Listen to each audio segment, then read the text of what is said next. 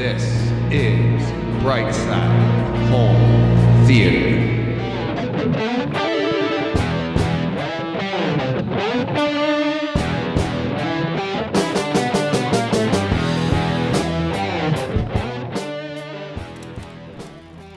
Hey, home theater nerds. Welcome to the Brightside Home Theater Podcast, the home theater podcast that's all about the experiences.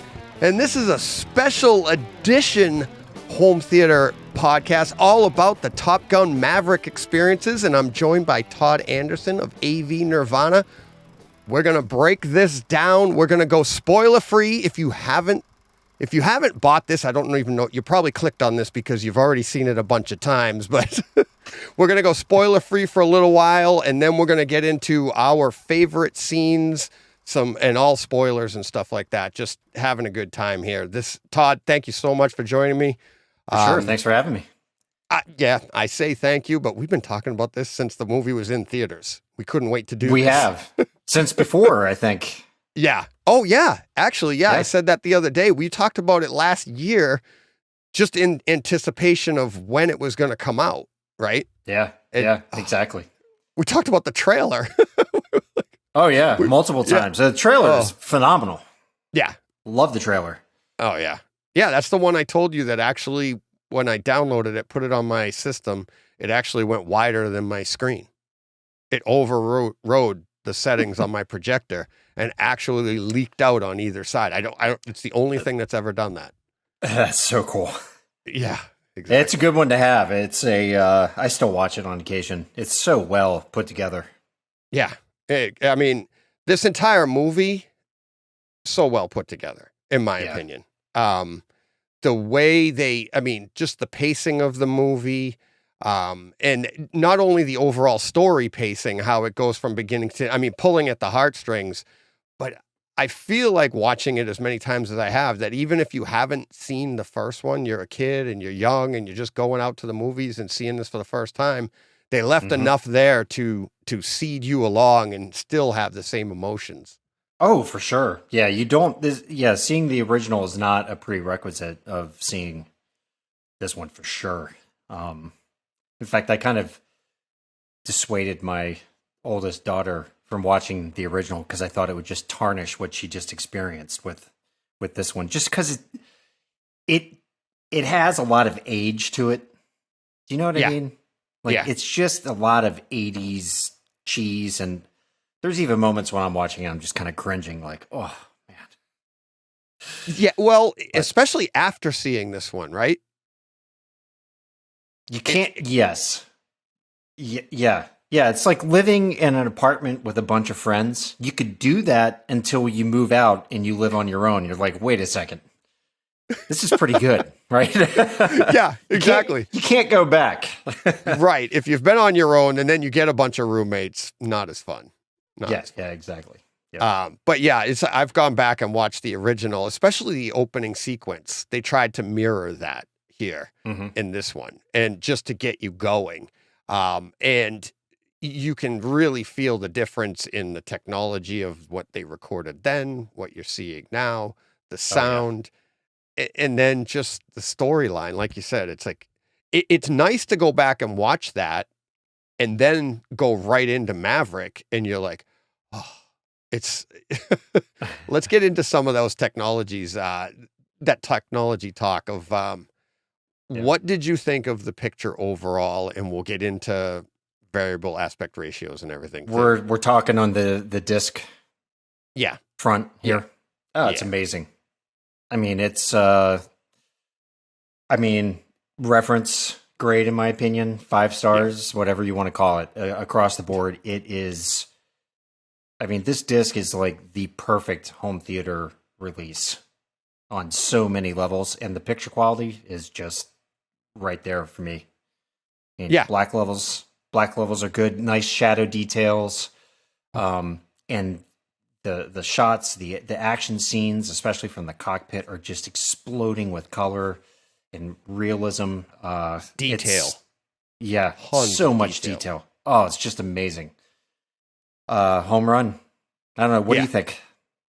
Same thing. I think the detail, this movie is like, so we look back and we had the Batman earlier this year, and the way the detail that we got in that, but it's more of an artistic choice in how it was a little bit more muted. And then later on we got Ambulance, which was very vibrant, right? Oh yeah. Love that this one. Yeah. And this one here feels like a marriage of the two of them. It feels there's a little, the artistry to me is the variable aspect ratio, the way they utilize that in this movie. It's like before we saw this in the theater, or before we knew it was coming out on variable aspect ratio on disc, I stated that I very rarely do I see that the variable aspect ratio works. And I feel it's very gimmicky. In this movie, I don't feel that way at all. I feel like when you watch this movie, the way it expands and brings you in closer to those close-ups than what they utilize this for, I felt it really pulls the viewer in, and that adds that different level of dynamics that you just don't get in a, what do we call, a stagnant aspect ratio? Yeah, I mean, I feel a little differently about it. I do understand what you're getting at, though, and I mean, in my opinion, I think other films that have used it, Dark Knight being one of them, I could see a similar argument for it having the same kind of impact, the grandeur of some of the IMAX scenes, or 16:9 scenes are just overwhelming. I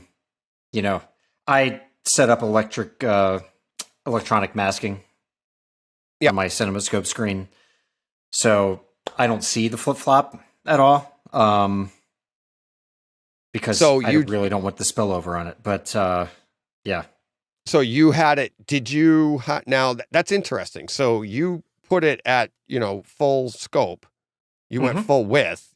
So you have a constant width. But when it did leak over, it just went into your masking. Yeah. And on my projector, you can go in and set up electronic masking. So if anybody out there has a JVC projector, you can do this. You can go into masking in the menu system, and I set mine to like 132 on the top and 132 on the bottom, and it basically just eliminates the picture digitally, so it never even makes it to the screen. So from the way I've been watching the movie, that the spillover that I normally would get when it switches, the spillover onto the outer edge of the frame and everything is just, it never happens. So it's interesting. It's kind of a moot point. I mean, I think the people, now someone like yourself, I think it's great, right? You can take advantage. The 16:9. Yeah. Yeah. You can take advantage of it. I think the people that get hurt the most are the ones that just have I say this, just a 65-inch TV. But you know what I mean? I mean, I think that's a case where I think I would just want it to be 16:9 and just leave it at that. Right. That's a good point. But I think a lot of people who are just going to be watching it on a TV, I mean, I don't know what percentage of people have projectors. It can't be a large amount. No, we've talked about that for a while. Like 15%. How many people actually have these? But it can't be much. Yeah, we've discussed it, but I mean, they're making projectors, right? The companies are doing there's a living there to be made, and their companies are pushing these things out. So it's more than we think, but it's far less than the general population, obviously. Exactly. Yeah. Right. But that's interesting. I've never heard of that digital, like being able to do that. So you're basically like, without giving it, we're going spoiler free right now, but some of those close-up shots, you're just cropping the tops of their heads, right? And stuff like that. Yeah, pretty much. And you didn't find it distracting or felt like you missed anything? It just... No. In fact, while I'm watching, I can't even tell when the flip-flop's happening. Right. Yeah, it's just, it does not feel like it's getting cropped unnaturally. Right. Okay. Yeah, it's an interesting feature. I basically have 3 presets on my projector. One's for 16:9, one's for CinemaScope, and then one's for CinemaScope with the electronic masking on the top and bottom. Right. So, yeah, just throw it into that mode and roll with it. Nice. That's pretty cool. That's pretty cool. I mean, I'd obviously prefer not to be missing any of the picture, and I did try it with some spillover. It's just too distracting. Even though I have dark, black walls in the front and everything, you still see a little bit of the image on the frame. And well, that's why you have velvet frames. So exactly, yeah, it soaks up a lot, but not all, right? Not all, right? Yeah, if you go too far into it, like I have my manual velvet masking that I put up, and if I switch to a show or something that goes into it, I mean, it gets it takes most of it out, but you could tell right away that you're like, oh, there's something up there. It's like and you get disappointed. Do you find when it switches aspect ratios, because you end up with black bars in the top and bottom of your image, are you distracted by the not totally black presentation? Typically I am. I'd be lying if I said I don't love my masking. I love to watch something in stagnant aspect ratio, and you set up your, I put in my manual masking, and I love that CinemaScope look. And the way I've designed my screen, it would be like, okay, this is what a CinemaScope would be if I bought a CinemaScope, I just wouldn't have paid for that extra part of the screen, because I'm as wide as I can go, right? Right. So having that extra at the top, that enables me to, on a movie like this, really, really blow it out. Now, when it goes into that scene, you love that. But when it comes back, and this is why I felt like it worked in Maverick, is because during those scenes, you're so engrossed into the movie anyways, and it's quieter scenes. You're watching and you're looking around, and it's you got some bar scenes, you've got some conversations going on. I didn't feel like at all that it was distracting. On the Dark Knight, on the other hand, I prefer the stagnant aspect ratio of the Dark Knight, which you can get. That's on Kaleidoscape. It is stagnant. Yes. Yeah. Right. And I liked that because that's a darker movie. So when you go into those darker scenes and then you don't have your masking up, that is a little bit more distracting. It's nice to have that solid black velvet right there. Maverick's so vibrant and bright, I was not at all. And as a matter of fact, when they did open it up, that's when you're like, you feel like you're going right into the screen. I'm sure. I'm sure the grandeur of it all is pretty awesome to take in. Right. Because those scenes, all the flight scenes are just incredible. Right. I mean, I can't imagine it looking any more realistic than they got it. So I can't either. I can't either. And still sticking with the video, the vibrancy that you got on this, I felt like there's some scenes now. I mean, I said spoiler free, but we know we're going to be looking at visors of helmets and stuff. The rainbow reflections in some of those, they're gorgeous. Like the vibrancy that you got. That now, this is where it gets interesting when you talk about streaming versus physical. It's still there. Right? You can still see it. So like you go, oh yeah, it's there. Oh, what am I missing? It's right there. Just not as rich, right? It's not as dynamic. And like the reflections on their visors, the I don't know what you call it, the atmospherics or whatever, when they're flying, it's like there's just so much more depth to the shot. Their canopies have a lot of detail etched into them that I think would probably get eliminated on streaming. Have you watched the streaming version? Oh yeah. Yeah, I've gone back and forth. And I just, and it's, have you? No, I have not. I've only watched the Kaleidoscape 4K HDR version. Yeah. And from what I've heard, it's identical to the physical. I don't have the physical in hand yet. But everybody's saying that I've seen that has got physical and seen the Kaleidoscape, it's a 1-for-1. So good news there for physical media and everybody. It's like, I mean, that's the one thing you worry about, but, right. So and this, to your point though, this is a disc that you just have to buy. Forget streaming this. Yeah. A disc of the year easily. Yeah. Disc I'm of having the past a hard several time years. I mean, saying anything else. I You know. know, like, and we've had a great year for discs. And I thought Ambulance was going to be the disc of the year in my book, but this just, I mean, blows it out of the water. I mean, yeah. Yeah. Well, it's got a better story for one. I mean, it's a better movie than Ambulance. It's better.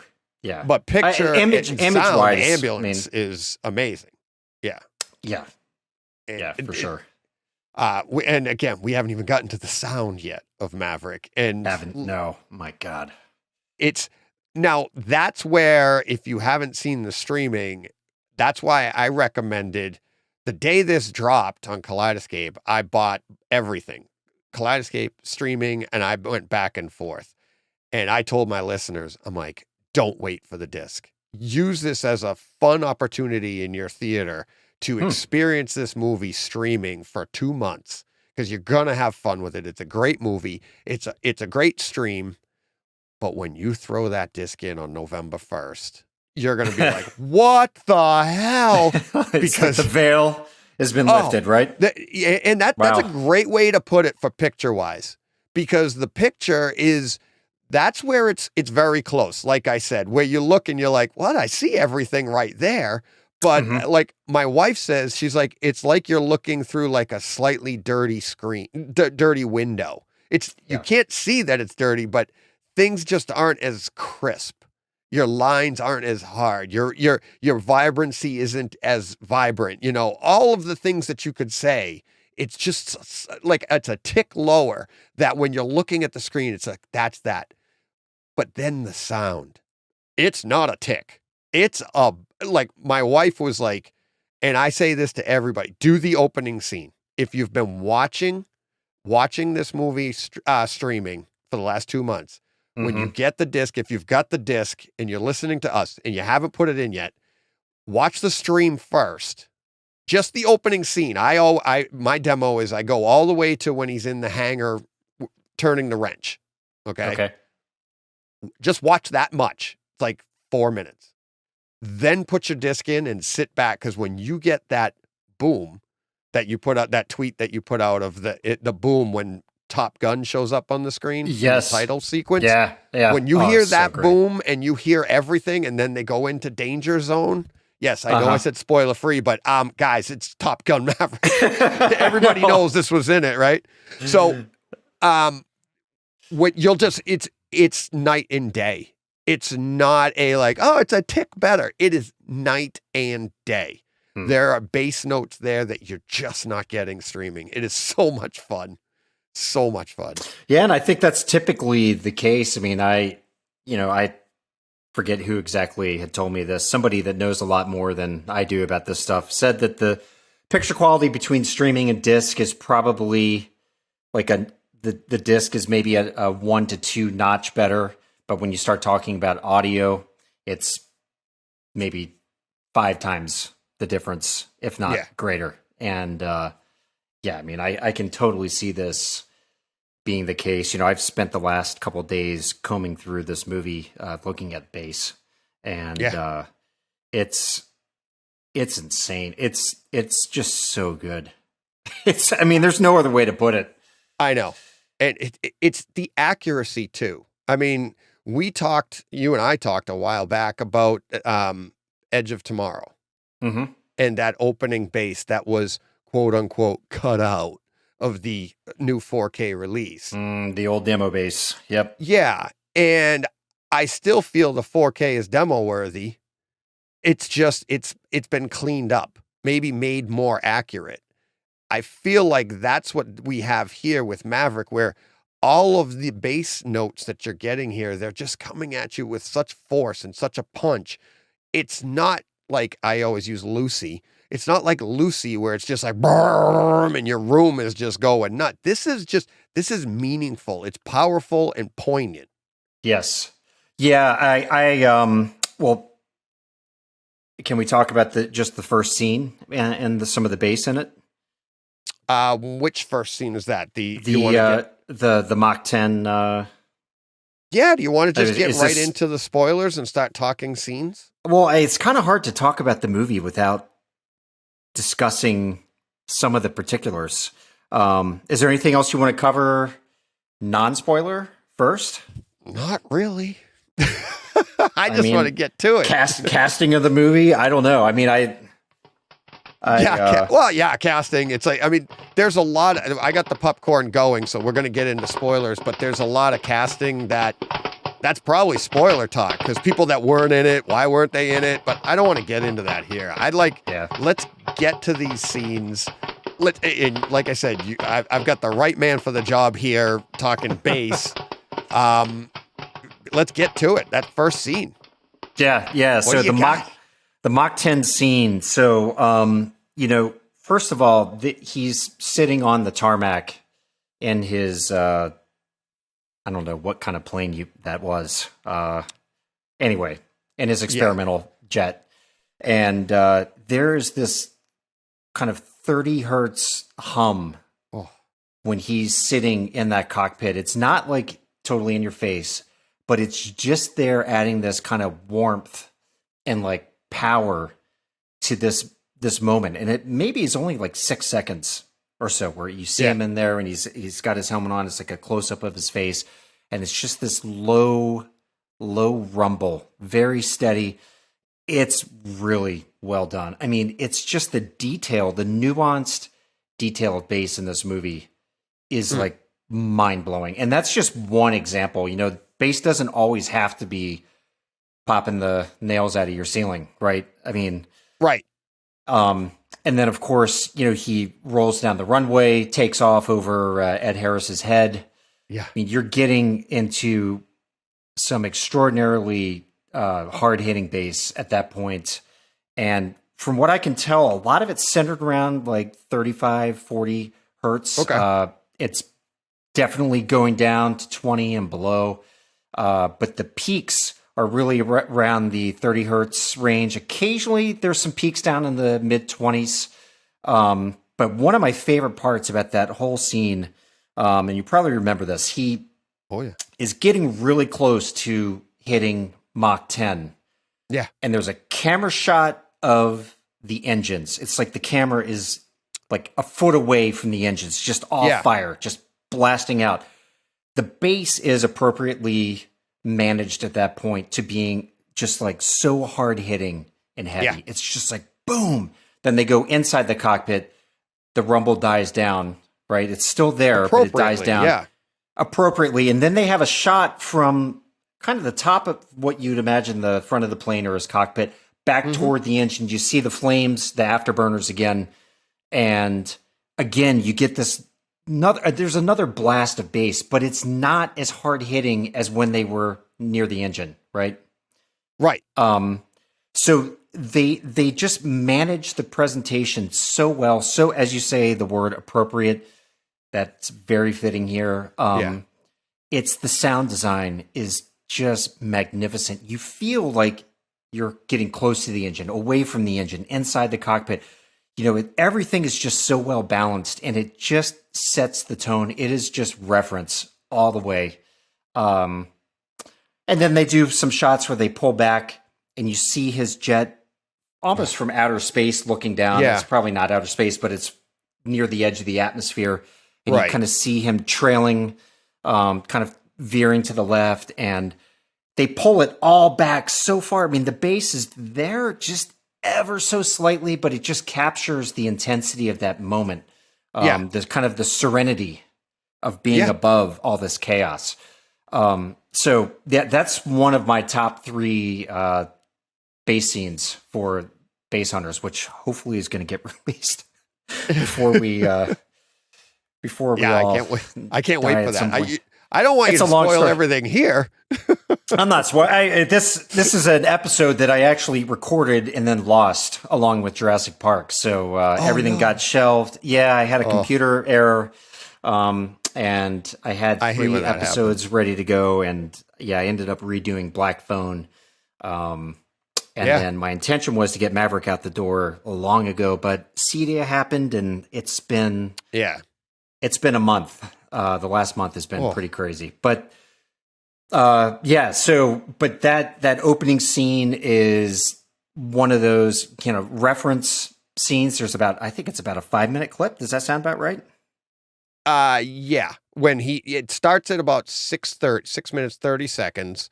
That's where I would start it. This scene is because I think he's still in the hangar talking to them.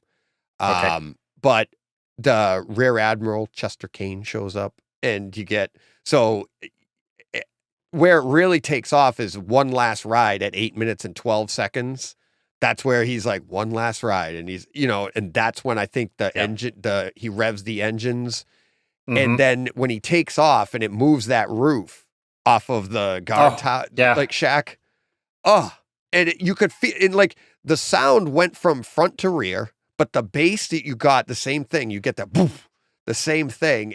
And obviously, Ed Harris's hat flies off his head, and that's right. But I thought the HDR was fantastic too. Watching here, looking at the little twinkling lights of the airport and stuff or the airfield, but then when that shot you said from space or the edge of the atmosphere, looking at the Earth and looking at the color, look at that detail that you see all around there as that plane is, making its turn and stuff. It just, the colors inside the engines when they're revving, and it was just so nice. And then, the HDR, you get a little choked up. Talk to Me Goose, and they had the sun coming up, I think, over, like just breaking over the Earth or whatever as he's turning around. It was awesome. Just the color, the vibrancy was beautiful. Everything about that opening sequence was just maxed out. I mean, so perfectly executed. The visuals, the sound, just the intensity of the moment. It kind of reminded me of the beginning of Right Stuff. With Chuck Yeager breaking the sound barrier for the first time. Yeah. And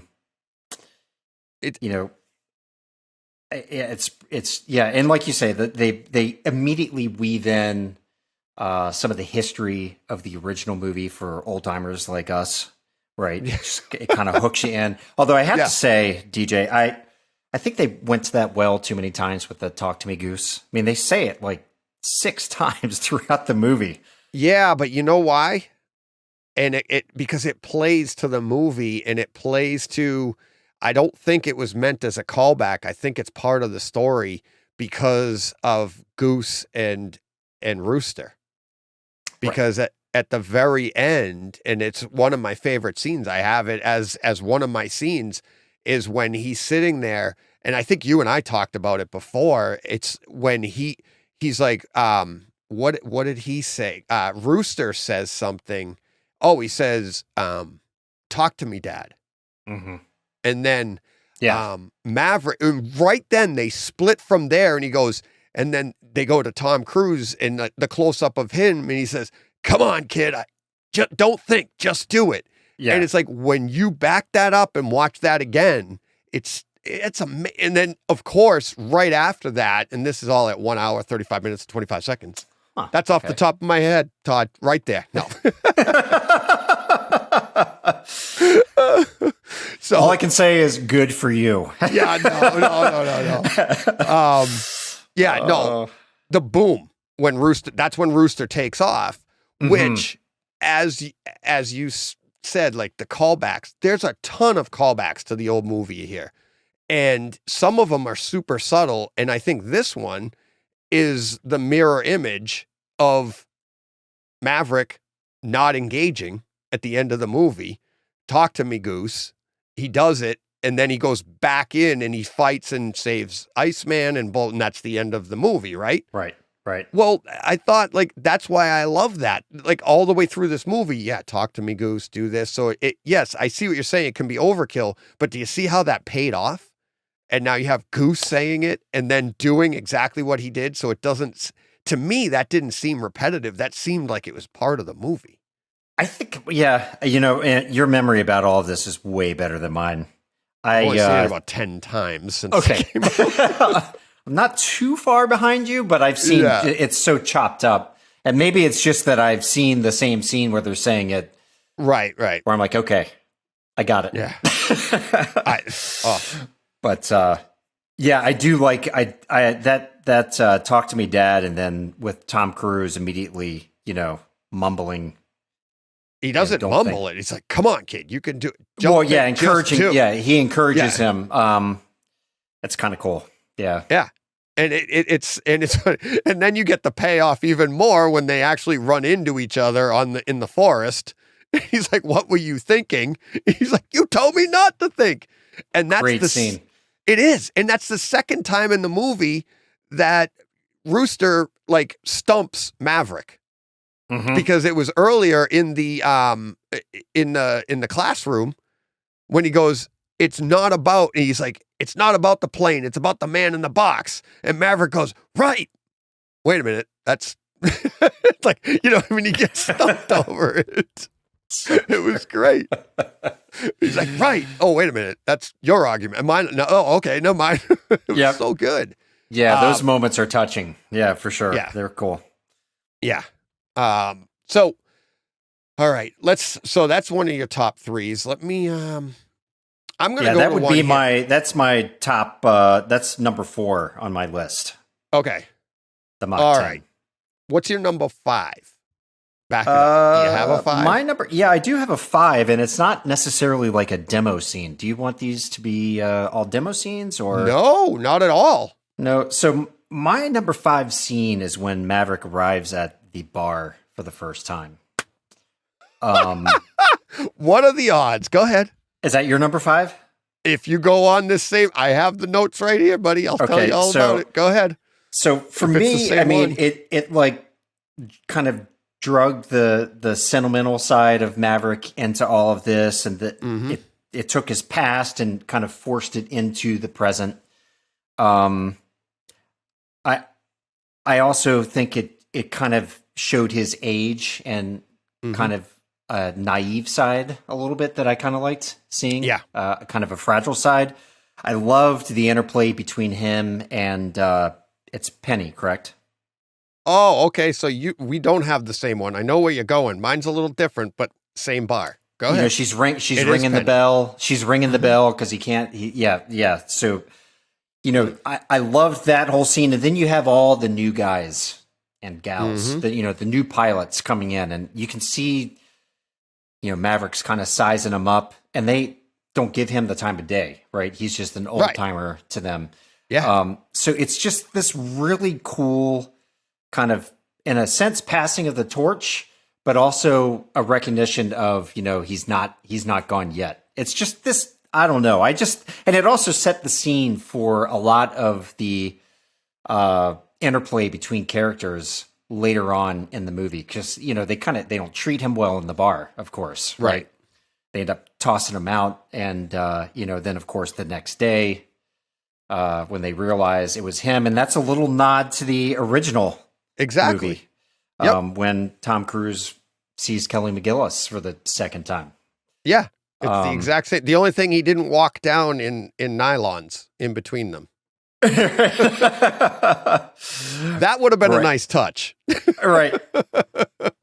So that for me, that was, my number 5 scene. All right. I love that scene. I love the emotion that you get at the end of that bar scene, of course, with looking through the window, hearing the music. I thought the music going inside and outside muted appropriately, but I thought the music was great. Obviously, if it was any other movie, we'd be like, come on, that's a little all in the nose. They're singing the same song, but you're too busy like going like this, going, it's getting dusty in here, man. I know. And yes. You're like, and then I love what you said about his maturity and stuff, of him that looking through the window at the very end of that scene and having it be like, oof, like, okay. But the other thing I like, on a lighter note, about the interaction with the students or pilots, because they're not even students anymore. These are the best of the best gathered from around the globe. I love that line that, what's her name? Phoenix says, we're the best. Who are they going to get to teach us? Which I think is a great line of everybody when they're young. of you, and I'm not picking on youth of today. I'm picking, like, I thought the same thing. When you get to be 19, 20 years old, you're early 20s, you're like, I'm an adult now. What else is there to learn? Right? You don't know. Yeah. You don't know what you don't know. It's not till you're 50 and go, wow, I was dumb. So I love that little line there. But my number 5 was Penny. That nod. It was amazing to me because that was when he said Penny. I was like, I nudged my son and I go, Penny Benjamin. And he goes, huh? Who? My son's like, who? Like, and it was like, and then I had to come home and rewatch the beginning, and you see that's exactly what Maverick and Goose do. Penny Benjamin? Yeah, okay. But and they never say her full name in the movie. She's Penny all the way through the movie, right? Mm-hmm. Even to the point when I saw it on IMDb, when I heard her name there, I get home, I saw this movie opening night on IMDb. It was Penny. It wasn't until like a week later they added in the Penny Benjamin. Huh? How about that? And it was, and so I love that nod. I've told people they're like, they didn't even know who that was. And I'm like, you gotta go back. And Admiral's daughter. And then here's the thing. It's like, it plays out later when he's sneaking out the window. And he said, this is the last time I'll be sneaking out your window, which is like, okay, I've done this before. You know what I mean? It's like done this before. Yeah. But now a little real world fun with this. She was born in 1970. He was born in 62. So in 1986, when this came out, she was 16 years old. Oh, man. Yeah, I'd be pissed too if I was the Admiral, because in 1984, they were remembering Penny Benjamin. So she was probably 15 years old. Oh, good Lord. And he's 23. The Admiral would be pissed. That's pretty funny. I didn't pick up on that. Yeah, that's great. Yeah. I was like, yeah, Jennifer Connelly, born 1970, Tom Cruise, 1962. So the appropriate ages now. I thought that was great. But I grabbed that information just for today, but I love that nod. And I had put it in as my number 5, and I thought it was funny that you went to the same bar scene and stuff like that. So that's cool. Yeah. Well, I mean, and let's be honest, the other option for his love interest would be Kelly McGillis. And I mean, I have to say, let me put it this way. I say, and I mean this in all sincerity, hats off to Kelly McGillis for aging naturally. Yeah. She hasn't starved herself for the last 30 years. She's not doing plastic surgery and like morphing herself into some kind of alien. But she's, I don't know if she has that like star aura or status anymore for that kind of a role. And I know that sounds completely sexist to say, and I don't mean it to come off that way, but I just don't think that they could have brought her back for that kind of role. No, she would have. Yeah, it would have required her to, because it's Hollywood, because that's what happens. And to be honest with you, though, that's not Maverick. Do you see Maverick settling down since 1986? Like, you know what I mean? Like, that doesn't play. And it's like, I mean, the way they played this, it's like Maverick's like, he rolls into town and there's Penny Benjamin. And now, by the end of the movie, you realize now he's ready to settle down. He's in his 50s. Right. He's like, all right, I'll slow down now. It would be funny if they just went back and redid it with what would happen in the real world. He gets married. He has 4 kids. He has no motorcycle anymore because he can't afford it. Right. Little Johnny's out drinking and he's at home sweating. Yeah. Yeah, exactly. Maverick, the real world. No, but no, I think that's part of the allure, though, of the Maverick character, for all of us, is he's kind of a renegade. He lives on the edge. Yeah. Still, when he's, kind of our age, he's still on the edge, so. Yeah. exactly. And to get to your point of, I actually wrote all that down, the motorcycle, the jacket, the keys with the F-14 Tomcat on it. Yeah. Everything that opening scene, that gets to the picture quality too. Everything looks so good. Man. It's amazing. Just him reaching in and getting that jacket out. Oh, the detail in that jacket in 4K is just the threads, so good. The stitching on all the patches, everything. And then when he pulls the cloth off of the motorcycle, and you're like, the same motorcycle, and he pulls it, and you're like, and then him like racing down the road, that music is playing, and you're just like, oh my God. And I mean, we're still at the beginning of the movie. This is the opening sequence, right? That's what I had. So good. I had that. The opening sequence is my number 3. Number 4 for me was the same thing, the stealth. Okay. Not the stealth, but that same scene. The what did we call that? The Mach 10. Yes, the Mach 10 ride.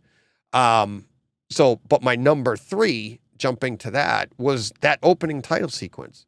From play to about, I think it's 2 minutes in is the titles. And then I believe Danger Zone starts at about 1:55. And then you get a modernized version of the deck of everything that they did back in 1986. And now you're getting the same stuff, the same people. And you look, that scene with the guy in I don't know, the little, like he's in the deck, but is like he could see out those little windows. Yeah. Just the view of that was just beautiful. Oh, it's so great. The view of the aircraft carrier from a distance, everything about it, the HDR, the way that you can tell the different cameras, how much things have evolved since 1986. Right? Oh my gosh. Opening sequence. Yep. Yeah, it really makes the original show some rust. I mean, it's a shame that has to be the case, but I'm so glad that they went the extra mile and took advantage of all the technologies they have access to make this thing happen. Because it's just, for all the reasons you're pointing out right there in the opening sequence. Yeah. Totally killer. Now, did you do any base readings on that the Top Gun logo when that showed up? Yes, I did. It's nothing dramatic. There's some elevated base when the logo shows up, but yeah, it's not it's nothing like crazy hard hitting or anything like that. But it is it's a difference to what you were getting all the way leading up to it, and it just feels like a nicer, tighter ball of bass compared to the stream. Yeah, and my memory is telling me it's right around 50 hertz. Okay, right in there. Wow. But yeah, it's definitely present. And then okay, go ahead. Oh, I was going to say the other thing about that opening sequence that I really liked, and it was before you even got to any of that. It was when they put up the Don Simpson, Jerry Bruckheimer production. Yeah, and they had the double lightning bolt come down, which is what they used before Don Simpson passed away. And after that, Bruckheimer had a single lightning bolt for all of his films. Yeah. So I thought that was a really neat nod to the history of those two and what they pulled off with Top Gun. And, crazy as it sounds, that actually, when I saw that in the theater, gave me goosebumps from head to toe. Yeah. It just, took me back in time to when I used to see their movies in the theater and see that, that logo come up with the lightning bolt, and it was neat. Yeah. Yeah, it really was cool. And the same thing throughout this movie, there's all those little nods, and some of them we probably won't even get to here, but the little lines people would say that were like mirror images of lines or from the original, but now they were put into a different context that, like I said, I've watched this movie probably beginning to end, like full viewings, probably 10 times. And then on top of that, I've done oh, I got to see this scene, or a listener will be like, oh, I just watched Top Gun, love that scene, and I'll jump on and just watch that scene.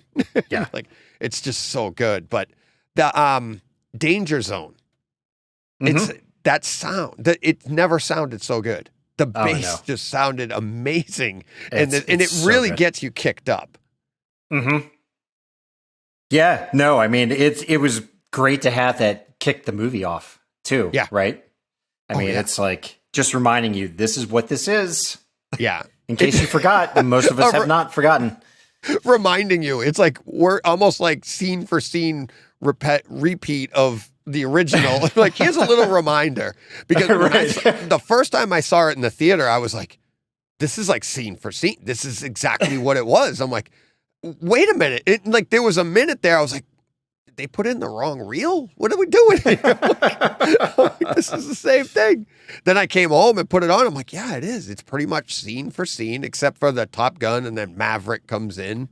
And it is way more modernized. With, like I said, the picture and the sound is just so much better. Yeah. I mean, it was evident from the get-go. The opening shots, the picture quality, it's night and day. Yeah, I mean, absolutely. Absolutely. Quite frankly, Top Gun, the original, is not a movie that I would ever go grab to use as demo material. It was at a time. There was a time I did. Yeah, I'm talking about modern, kind of like not now. This day and age. Yeah, it's just not, maybe something for some nostalgia, but right. I mean, obviously that's not the case with Maverick. This is like a go-to. But yeah, demo material. Yeah, beginning to end, but there's so many good scenes. So what was your number 3? So my number 3 is at the, 35-minute mark. And that is when they are kicking off their training. So they have 2 planes up, and Maverick is kind of below them. Right? Okay. And they're just kind of laying out the ground rules, and a Who song starts playing. Right? Yeah. You got the keyboards. Yep. Yeah. Yeah. And one of the students is getting a little cocky, and he's like, "Yeah, we're going to do push-ups." The loser does push-ups, and again, there was Maverick is kind of showing his age, but also his wise side is really coming to the forefront. This is where maturity. You separate the quote men from the boys. You separate age from youth. Maturity from immaturity, whatever you want to call it. It's like, that's what this scene was. And it's, I love the song. They kept playing, they kept hitting that part. We don't get fooled again, and being like, he is just going to fool with these kids. He is just messing over with and them. Over and over. Yeah. They Spoilers keep doing those. Go ahead. No, I was going to say, spoilers for the podcast. This is my number 1. I had this at number 1 because of the music. I know what you're probably going to have for 1 and 2 coming up, and we're going to flip-flop back and forth. But this was my number 1. And I had a hard time not doing it because it was the music. I was like literally clapping. And I watched it just recently, I was like, oh, I wish I was recording myself watching this, because obviously they go into cinema, they go into the widescreen, and you see my fists reflected onto the screen, the shadows, so because they were like, as soon as they open up and they go, wow, the scream, and you're like, and the music starts playing, I'm getting chills now. My fist went in the air. I'm like, yeah! I know. It's so good. So good. And that scene is really awesome because, you've got the young pilots, they're cocky, talking some trash, and then it's like game on, and they're like, where is he? Well, he's already getting ready to pull the first punch, right? And then he just explodes up between splits them. Yeah. And just the cinematography right there is just so cool. I mean, it looks real. I'm not sure if it is real, but, and then, of course, the soundstage just explodes. The amount of directionality going on in the room. It's amazing. During those scenes. And then you have these cutbacks to all the other pilots who are in the, I guess, classroom, the classroom, the war room, whatever. And you can see they're all like, oh, gosh, we got this. We got this guy. Yeah. He's not going to do that to us. Well, you have Hangman. Let's talk about the students for a minute, or the other pilots. So what I found interesting is, so we have Hangman, who's supposed to be the modern day Iceman, right? He's that cock. Mm-hmm. He's that. There was even the scene when they split them up, right? When Hangman and Rooster fight. Right. Well, they don't fight, but everybody has to break them up. That scene was a little bit more dramatic of a scene because you had the actual pushing and shoving of the scene in the locker room with Maverick and Iceman, right? Because you had Hangman going at Rooster, and the only thing he didn't do was this, the gum chop, the or gum whatever chop. Right, he didn't do because he had the same exact look on his face that he's looking at like Goose, and he's like, "You got it wrong, kid," and he's like, "Yep." But he didn't do that, right? And then you have Goose, who's supposed to be Maverick. He's the modern Maverick in this movie, playing that role. But what's ironic is the two of them. We have the personalities of the two, but they've flipped what they do in the air. You mean Rooster? Rooster, sorry. Rooster, yeah. Rooster is the modern Maverick. So right, and they flip it. Yeah, exactly.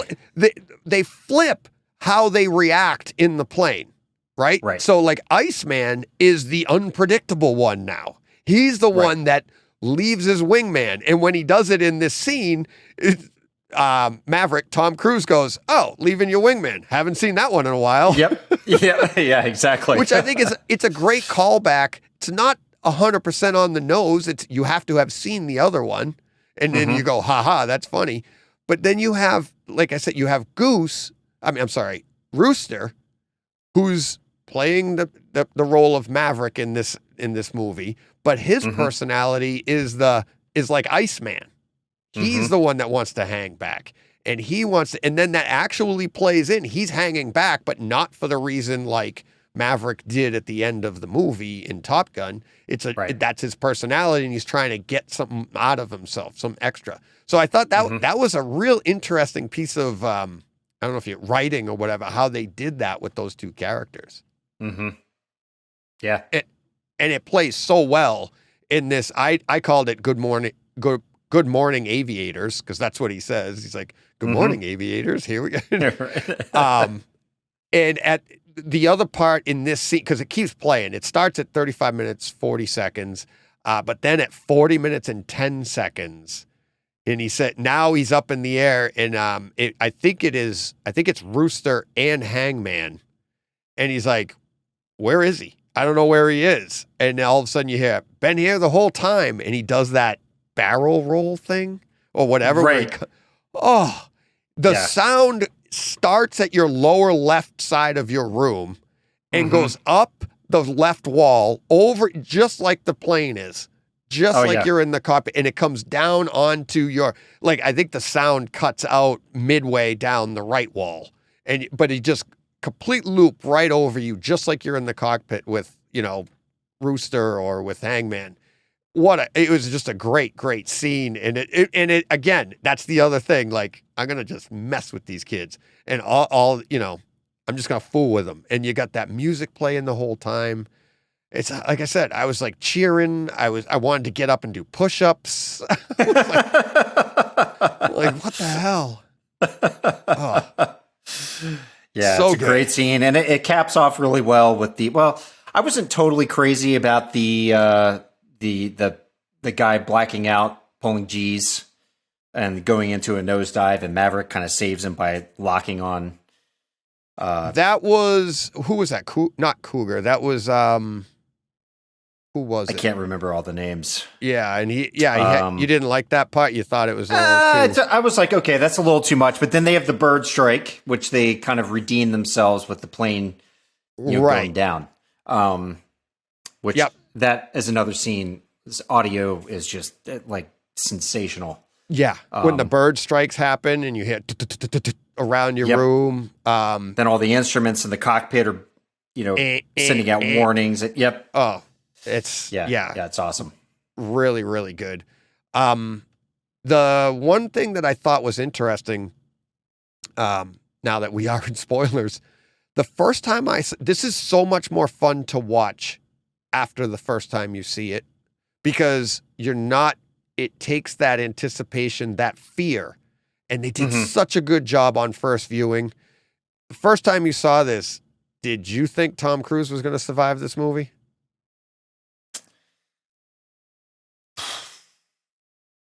I don't think I had thought about it that far. I guess I thought during the movie, yes. You did? This is all in hindsight, but during the middle of the movie, yes. But when he went down, I thought that was kind of like that Han Solo moment where they were literally taking him out of the picture. Right. I thought they were that, and I thought they did a good job, in my opinion. Obviously, it wasn't as good as I thought because maybe you didn't register with you or whatever. But like him saying goodbye to Hondo, him talking the way he talked to Rooster before he lays it. And whenever you're seeing a movie like this, it's like it's textbook movie making when you say, we'll talk afterwards. Oh, crap. No, you won't. One of them's not coming back. That's a really powerful scene, too, because the look on his face was almost one of fear and disappointment. At least that's the way I interpreted it. It's almost like he was resigned to the fact that this was going to be bad. Yeah. Well, they've been saying since the beginning of the movie. Like, remember in the opening briefing when he's sitting with Warlock and Cyclone, and they looked at him, and he looks up and he analyzes the situation and he gives his breakdown, and he goes, and he pauses just like he did when he was saying, you got this, Rooster. But that, like you said, that look on his face, like, well, he had that same look at the beginning in that briefing room, and he looked up and he went, somebody's not coming home from this. Right. And so you had that playing out, and I'm like, there's not going to be another one. He's done. The entire time I'm watching this movie, I'm like, he's not going to survive. Telling Penny, I'll never leave you again. Ah, crap. I'm like, that's what ends up happening. And you're like, oh my God. So I thought for sure that was going to, Iceman died in the movie. Did you put your base note computer thingy on that when he punched his wings? Oh, no, that I have not. Powerful scene. The base note thingy. I don't know what it is. Look at that sounds good to me. The base note thingy. Yeah. No, I have. I have not. I've focused more on the kind of the demo scenes. Yeah. Yeah. It's not as fun to demo a funeral. Right. But I'm sure it's probably. I'm sure it notches a nice little hit there. And a lot of it is the emotion. That's what I try to play into. The emotion you're feeling at the time when you're watching it, and when he punches those wings in, and boom, that you get in your room. I mean, it just obviously it enhances every part of that scene. Yeah. But yeah, so what was I going to say about the kids again? There was something else too. I don't know. We'll get to it, I'm sure. Well, I just want to go ahead. Add to your point about this is a movie that really plays well to watching a second, a third, a fourth time. To me, the movie Interstellar is very similar because you get to just sit back and just marvel at the visual feast that you're being given. Yes. Right? I mean, the first time you see it, you're like, holy smokes, this is incredible. Right? Yeah. But the more times you watch, I mean, typically when you watch a movie second, third, fourth time, you can start to pick some things apart and see some flaws. And I've yet to find that yet. I'm sure they're all over the place, but yeah, it's just like I just enjoy just looking at it. It's so good. Yeah, it is. And it's funny because when I first saw this on Kaleidoscape, one of the things that really jumped out to me was that scene in the that we were just talking about when they were in the briefing. Oh no, when he was going to Top Gun. And it's at 14-minute mark. And it's the recreation of the aircraft carrier scene when him and Goose find out that they're going to Top Gun for the first time. Well, here he is getting his orders, and this is where it's very similar. You have Ed Harris kind of repeating in a different way the exact. I can't believe I got to say this, but you're going to Top Gun, right? It's the same idea, but that clock ticking in the room. I listened to it again on my last viewing, and it's like I got there. I was like, it feels like it's hovering over me somewhere in my room, and but I know it was not there when I was in the theater, or if it was there, it was just so muted because you're in such a large room and further away or whatever. You just can't grab that detail, but it's loud. I mean, I watch it reference level, especially for stuff like this. What did you have yours at? Reference? Yeah. Yeah. It makes a difference. Just phenomenal. To me. Oh, yeah. It's because you can pull out all the little sounds. If you go under it, you might lose some of that. Mm-hmm. The details. Yeah, and this is definitely a movie that wants to be played loud. Yeah. For sure. I heard it asking. I gave it to it. I know. Yep. Yeah, the second we saw that little download happening, it said play loud next to it. Yes. I mean, that clock ticking, that was one of those little details.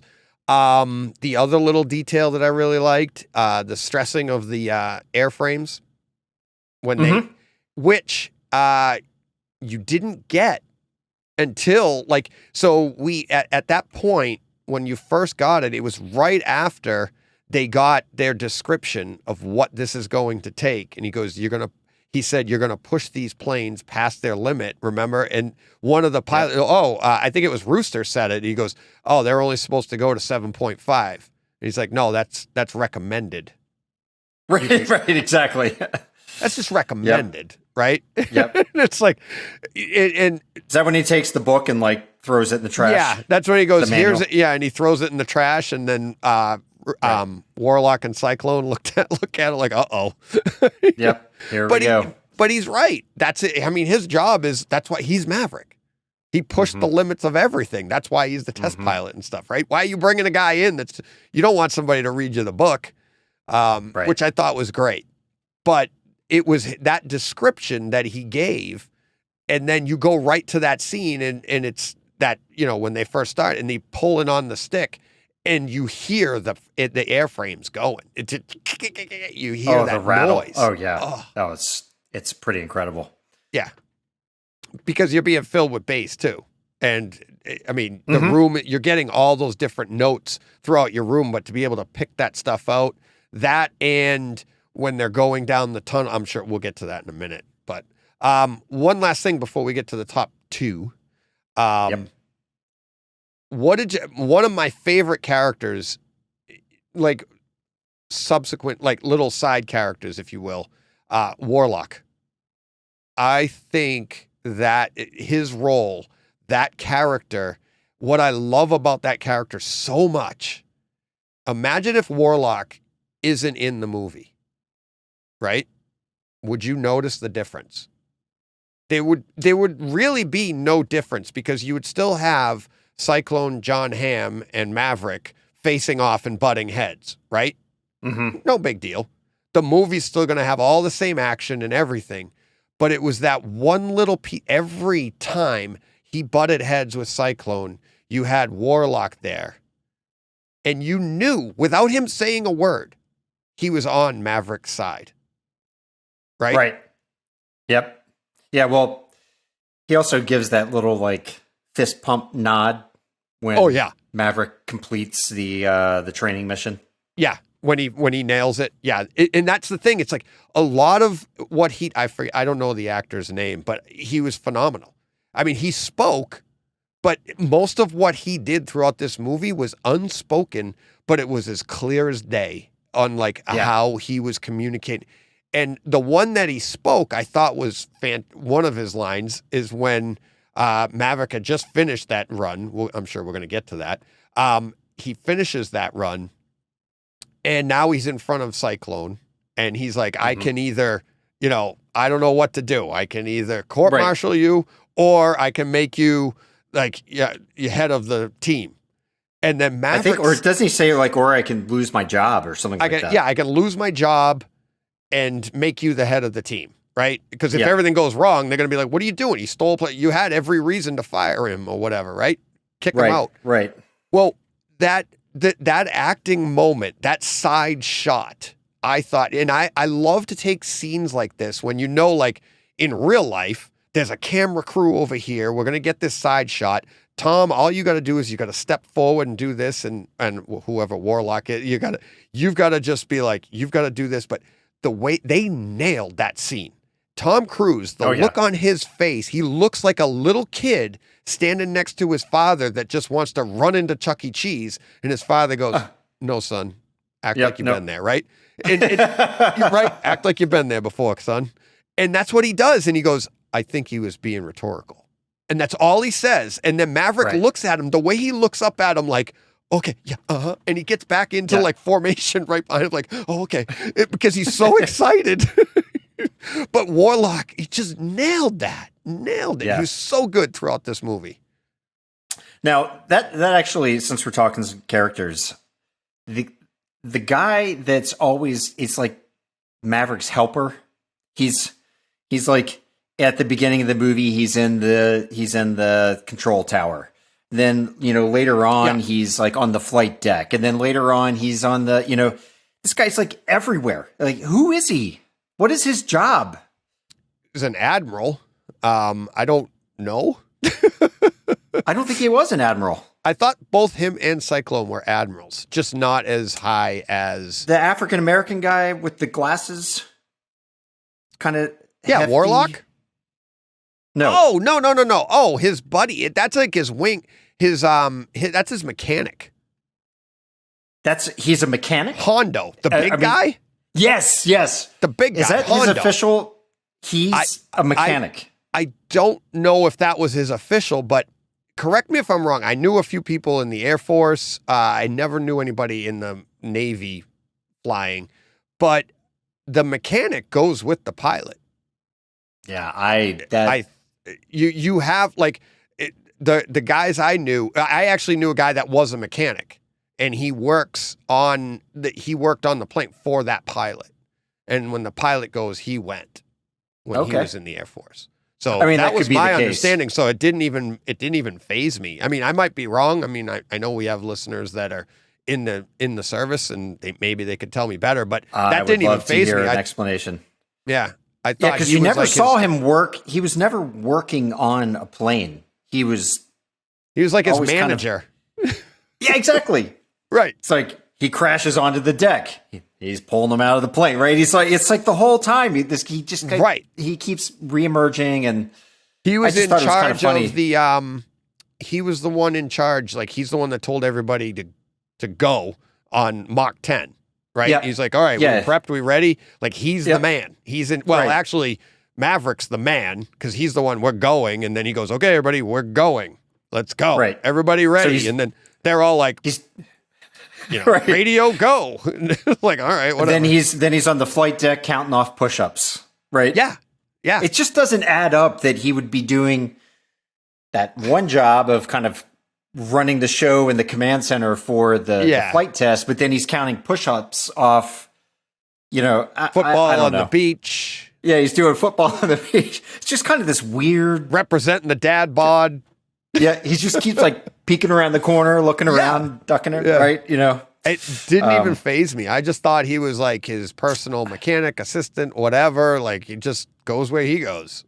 Yeah, I'd like to find out more about him. I've been meaning to look him up and see what his role is. What he really was supposed to be, but I don't know. Yeah, no, I liked him, and that like he had that goodbye scene too. He was in the cockpit when Maverick was getting ready to take off on the mission, and he's like, it was a pleasure working with you, really. Yes. And you're like, all right. Another sign that he's not coming back. Right, yeah. So, and that's what I was saying earlier. Like, you have all of these signs leading to the fact that Maverick's not going to come back. Then he gets shot down. And I'm like, I think when he got shot down the way he did, right then I'm like, okay, he's going to survive the movie because of the way they did it. And then, of course, the screen goes to black, and then we get what comes afterwards. And you find out right away that he's alive. But on second, third, fourth, it'll be my 11th and 12th viewing soon. It's so much more relaxing knowing pretty much everybody survives. Iceman dies. That's your death, but he was sick. And it was, that was a nice touch. Because they worked in actual Val Kilmer's health issues. I thought that was great. Nice touch. Yeah, very cool. Yeah. But now you can just sit back and just watch this movie and not be afraid, like, oh, such and such, like, oh, it's so depressing. He dies at the end, right? It's like other movies that we've seen recently where the main character died at the end because the series is over. I don't want to give anything away, but on what movie I'm talking about. But the series is over, the main character dies, and you're like, it was a great movie. And at the end, you're like, oh, well, that's too bad. This one here, you're just left like cheering. Like you're pumped. Let's do it again. And, I think I don't know how well I verbalized this earlier, but I don't think, I guess I just hadn't, while I was watching the movie for the first time, I really wasn't analyzing whether or not Tom Cruise was going to survive. But when he got shot down, I thought, oh man, he's gone. It's over. Oh. I had the exact opposite reaction. Yeah. That's interesting. Like I said, I thought it was kind of like the Harrison Ford moment where they're like, okay, this is how we're going to end it. We're going to sever ties so we can continue this franchise with these other guys, which I still think they're probably going to try and pull off. I had a moment there where I was like, wow, they really did it. Yeah. And then I was psyched to see he was still alive because I love the character. Maverick is just such a likable character. Fun character, right? It's everything that like guys, like we want to be. That's what we wish we could be, right? And that's what that character is. And I think there was even a line in there about it was another one of those subtle lines where they reference back to him always being second best. Remember? And they're like, in the original, it was, is that why you're always second best up there? Because of your dad? You don't want to do, and it's like, I can't remember what the line was in the movie. That's what it was. It was in I wanted to manage expectations. He says it to Cyclone. Right. That's right. Remember? And it's like he's in that, and he goes, hey, and that's when Warlock says to him, he goes, hey, just you guys have something in common. He was in the first of his class too. He was the first of his class. And he goes, well, I actually finished second. Just want to manage expectations. Which is what the whole goal of the first one was. He's just like, I don't want to be the best. I just want to do. It was pretty cool. Yeah. Little subline there. All right. What do you got for number 2? My number 2 is The Mission, I guess you could say. It's about an hour, 34 minutes. Okay. Into the movie, just the whole final scene from takeoff to all the tomahawks getting launched over top of them as they're flying across the deck of the ocean, and then, going through the whole Star Wars kind of type attack scene. Yeah, the mission that is actually, you know what's funny? It's great you mentioned that. I didn't do my number 3. I told, while we did number 3, I told everybody my number 1. So we're on the same page here. That is my number 3. My number 2 is obviously going to be different than yours, but it's probably going to be the next conversation that we have. I think I know what your number 1 is because my number 2 is the same thing. But yes, so here we are on this one scene. It's the end of the movie, right? And it goes, it's what, 20 minutes long? You really can carry it from the mission starting all the way through to landing on the carrier. Yes. But I would, I just for purposes of talking about this, but I did really love the aspect of bringing the Tomcat back into the movie. I just thought that was so cool, of having, the young pilot meet the old warplane that's just so ridiculously awesome. I mean, I still love that fighter jet. I was thinking about this today. Somewhere in my house, I have this old picture book. It's about this big, and it's all about the F-14 Tomcat. I got it when I was in like 3rd grade, living at Clark Air Base over in the Philippines, because we used to see them all the time when we'd go to the naval station, Subic Bay Naval Base.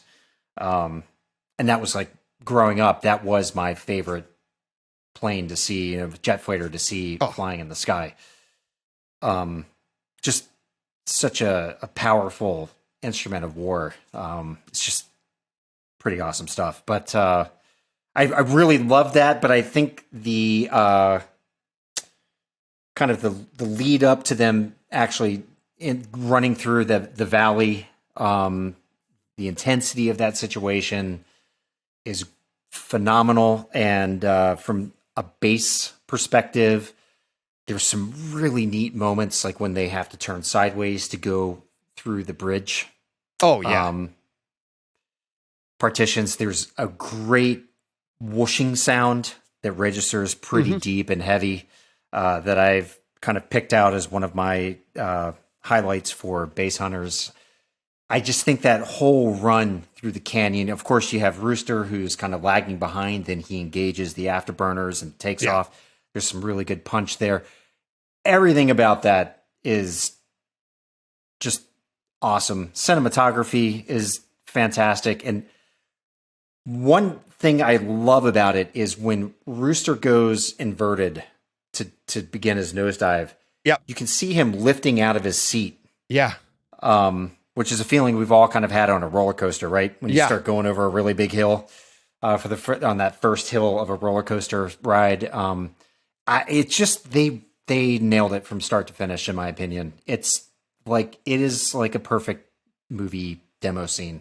I had it in reference at that. Yeah. I had it starting at an hour, 30 minutes and 40 seconds launch. And you're starting on the deck, and that's when Maverick takes off.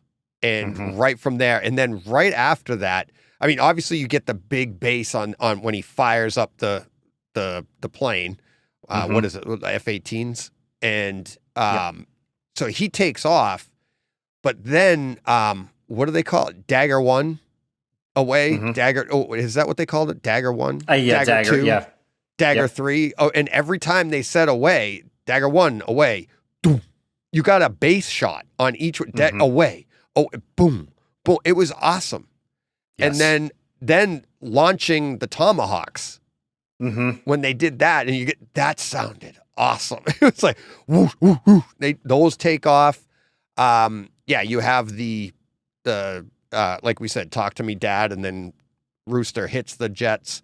But talking about the Tomcat, when he's taxiing out with that and the engines are on and he's about to taxi out, I think it's still underneath that like overhang inside that little hangar, and he's starting to go out and the engines are running and the right engine does a poof, like a boom, right? Yeah. But it starts at the front. And then you hear it finish on it front center, because that's kind of where it is. But when you're looking at the screen, they're like you'd think the sound would come on either side of your head, right? But it's in front of you, so you hear it in front of you, and then that right poof or whatever you call it finishes on the right rear of your room. It's really, really cool. It's just like a boom. And it goes. It's like a little bit of a backfire or something. Yeah, but it was it was like a muted bass. It wasn't like a boom or anything. It was just a boom. Like you could tell, like it was like the engine's just trying to work moisture out or something. I don't know. Yeah, working the kinks out. It's like us standing up and you're like cracking your back, right? So that scene hit all the right notes too. I mean, they've got the that machine that is, I don't know what, feeding air into the engine. Yeah, that Rooster's got to get it going, and then whatever that instrument is, and Tom Cruise is looking at these analog dials and tapping on them and stuff, and Rooster's looking at him like, what the heck is this? I like when Rooster gets in, like his whole section is gone. Yeah. He's like, how old is this? Yeah. And he goes, and how about Tom Cruise going, just flip the fuse on such and such, and you look down, and he's like, could you be more specific? Right. Like, yeah, there's like 100 fuses. He's like, I'll figure it out. It's really magnificent. The acting in that scene is just perfect. Yeah.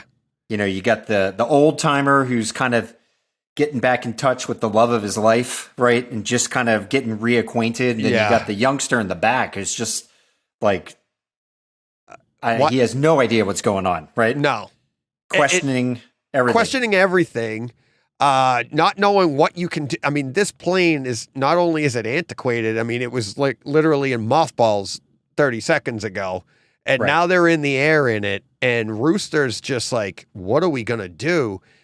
One of the things I don't remember from the original, the shot they had when he banks that thing, Maverick banks it, and they used like the foot pedals. They got a shot of his feet doing like moving like, like a race car driver with a clutch and gas. He almost kills one engine. Yeah, right? He goes boom, boom. But it was a great shot because then you see what the plane does too. Right. And to your point on the cinematography, it was just amazing. Oh, it's unbelievable. Just beautiful looking. And of course you have, and like Rooster's in the back going, what the hell? Like, how are we doing this? Yeah, and it's like hold on. Takeoff. It's like, how about that? Why are the wings going out?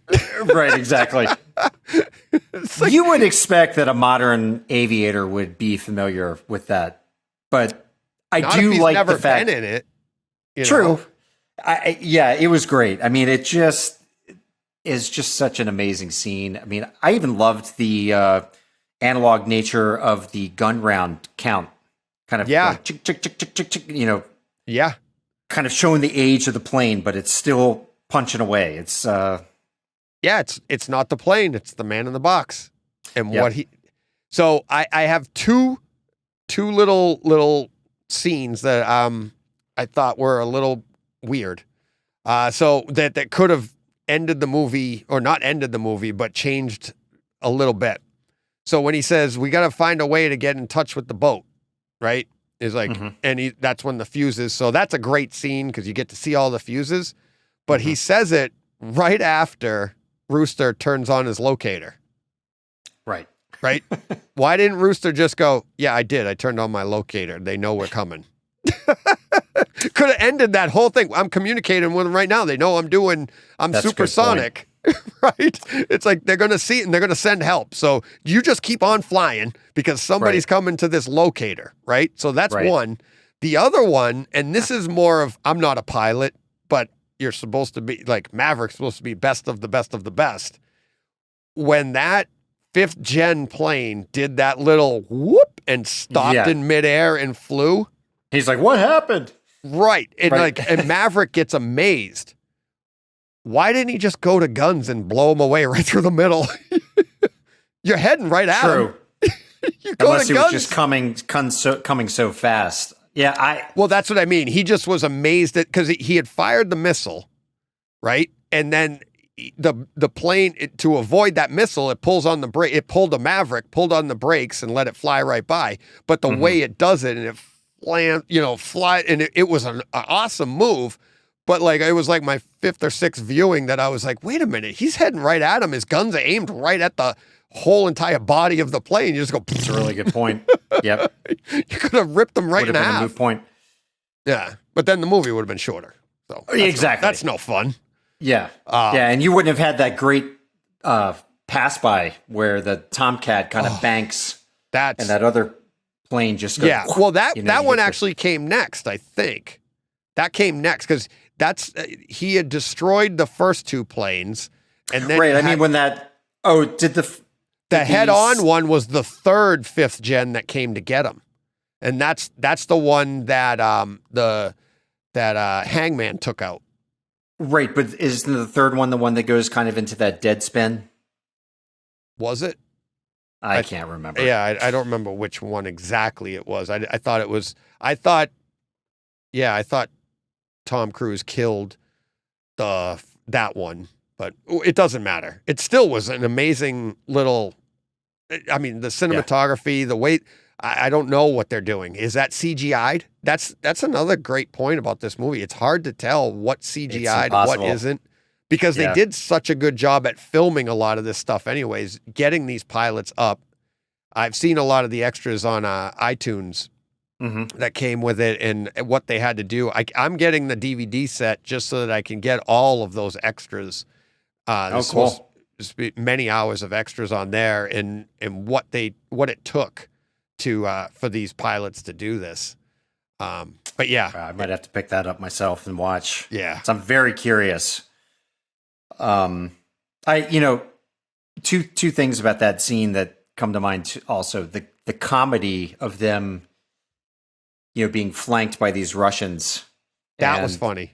Tom Cruise is like, he's like signaling, right? But he's also mumbling like, I have no idea. I don't know. What are they saying? Nope. Haven't seen that one before either. No, haven't. Do you know what that is? No.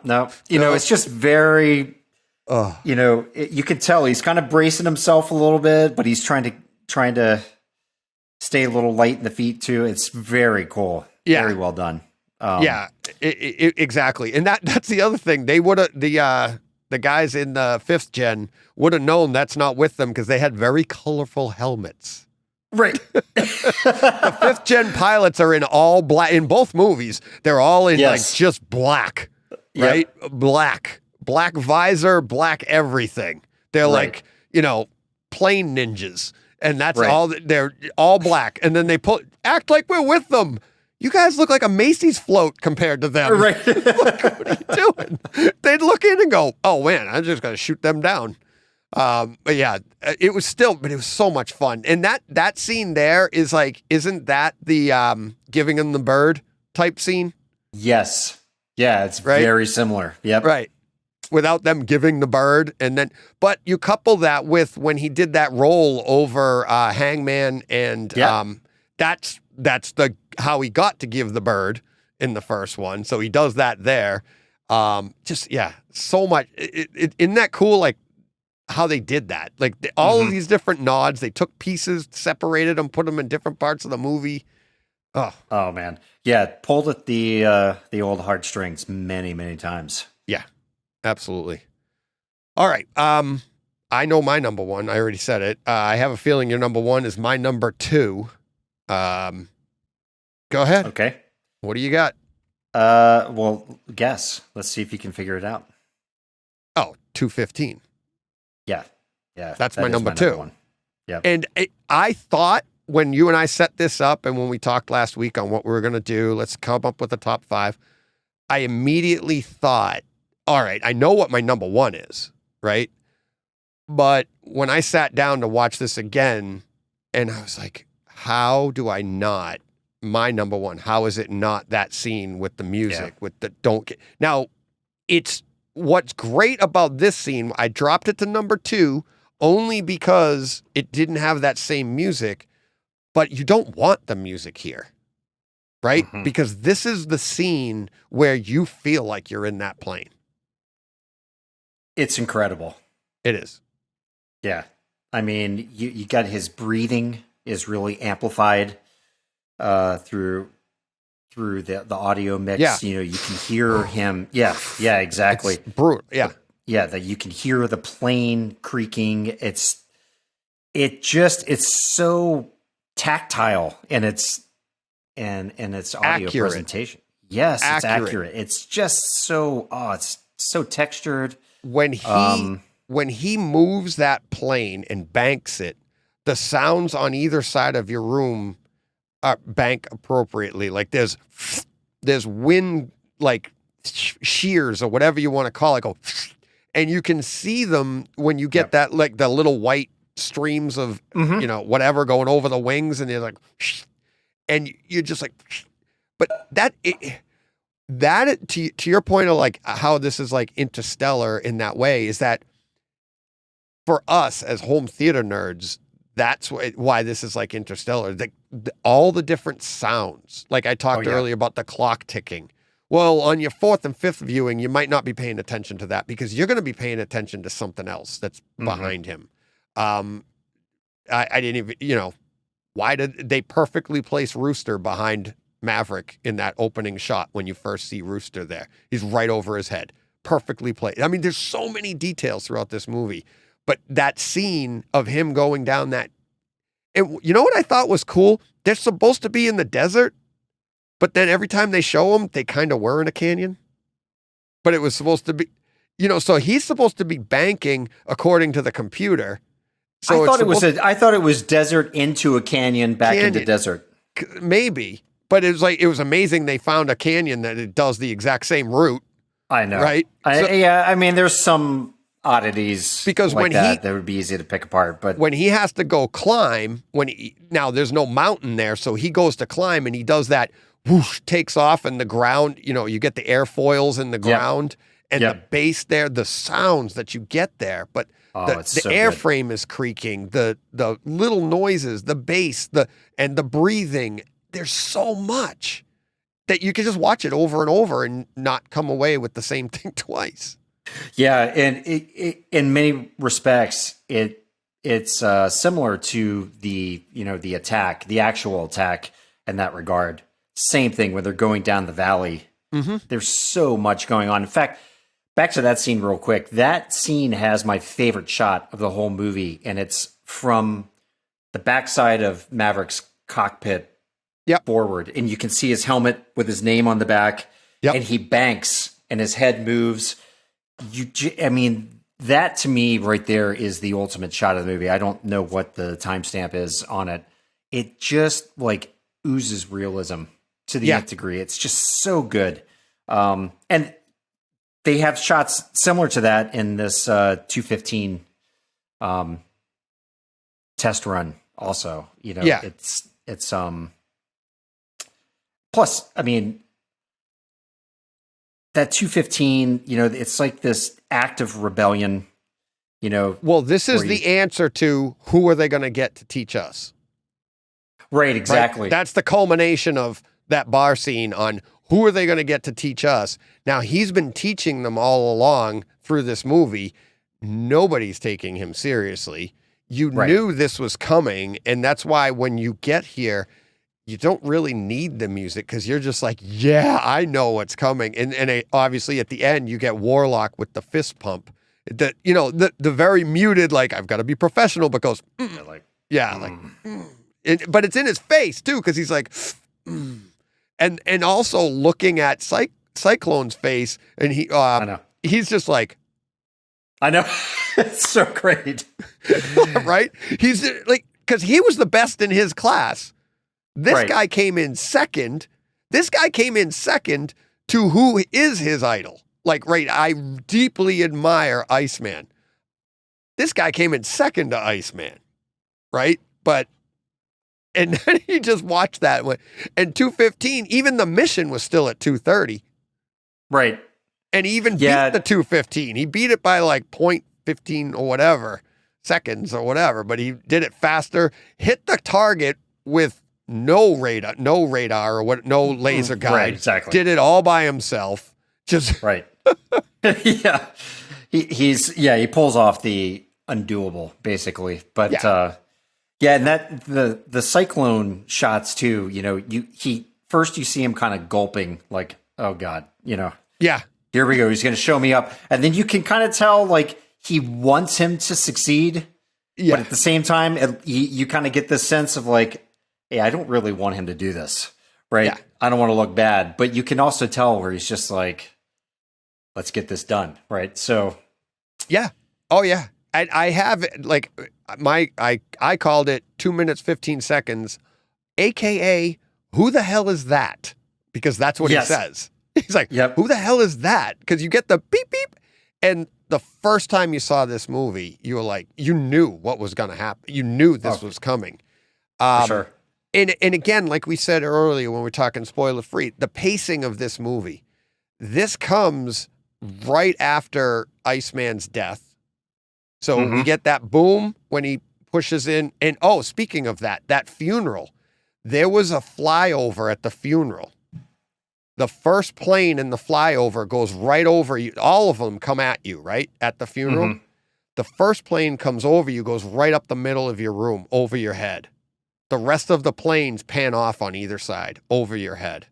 Really, really nice. That's at 1:16:50. But then it quiets down because now you have the, the solemnness of Iceman passing. Then he's talking to Penny. Very quiet scene. You go into the classroom. We still haven't picked it, and now we're ramping up. And then that opens up. Everything just opens up. That's one of the scenes where we get the bigger aspect ratio. It started at who the hell is that? Is at 1 hour, 19 minutes and 22 seconds. And it's just, when that scene opens up, we go, boom, it's awesome. Just absolutely amazing. Cause you're just like, and you're so excited for him. And you know what he's going to do. How funny it would have been if he crashed. I know. Whoa, didn't see that one coming. I also love you got the airman up in the control tower. He's like, sir, I don't see you on the... you're not on the schedule here. Yeah. Right, yeah. Did you not see the first movie? It's such a great scene. I think it would be easy to slot any number of these into the number one slot, but for me, that one really just, the realism is right. It's just so money. It really was like, you don't want music there because kind of like Gravity, the movie Gravity. There's a version on the Diamond Lux version where you can actually eliminate the sound, all the other effect sounds, and just go with silence like it is in space, right? Take out all the music, the score, and all that. That's what this scene kind of felt like. That's on the Diamond Lux Blu-ray? Yeah. Yeah. I've never watched, I have that disc. I've never watched it like that. Careful. Don't tell everybody you have that. That thing's like $500. I know. Who wants to? Yeah. I'll sell it for $450 if anybody wants it. Yeah. There you go. Maybe. Yeah, it's crazy. Maybe. Yeah, it is crazy. But that's why I had to drop it down, because I got a rush out of this scene. I got the feel, but that scene with the Who playing, that just notched it a little bit more for me. That action, that the emotion, it's just such a fun scene. But like you said, 6 of 1, 1A, 1B for me is those two right there. So much fun. Yeah, totally awesome. Yeah.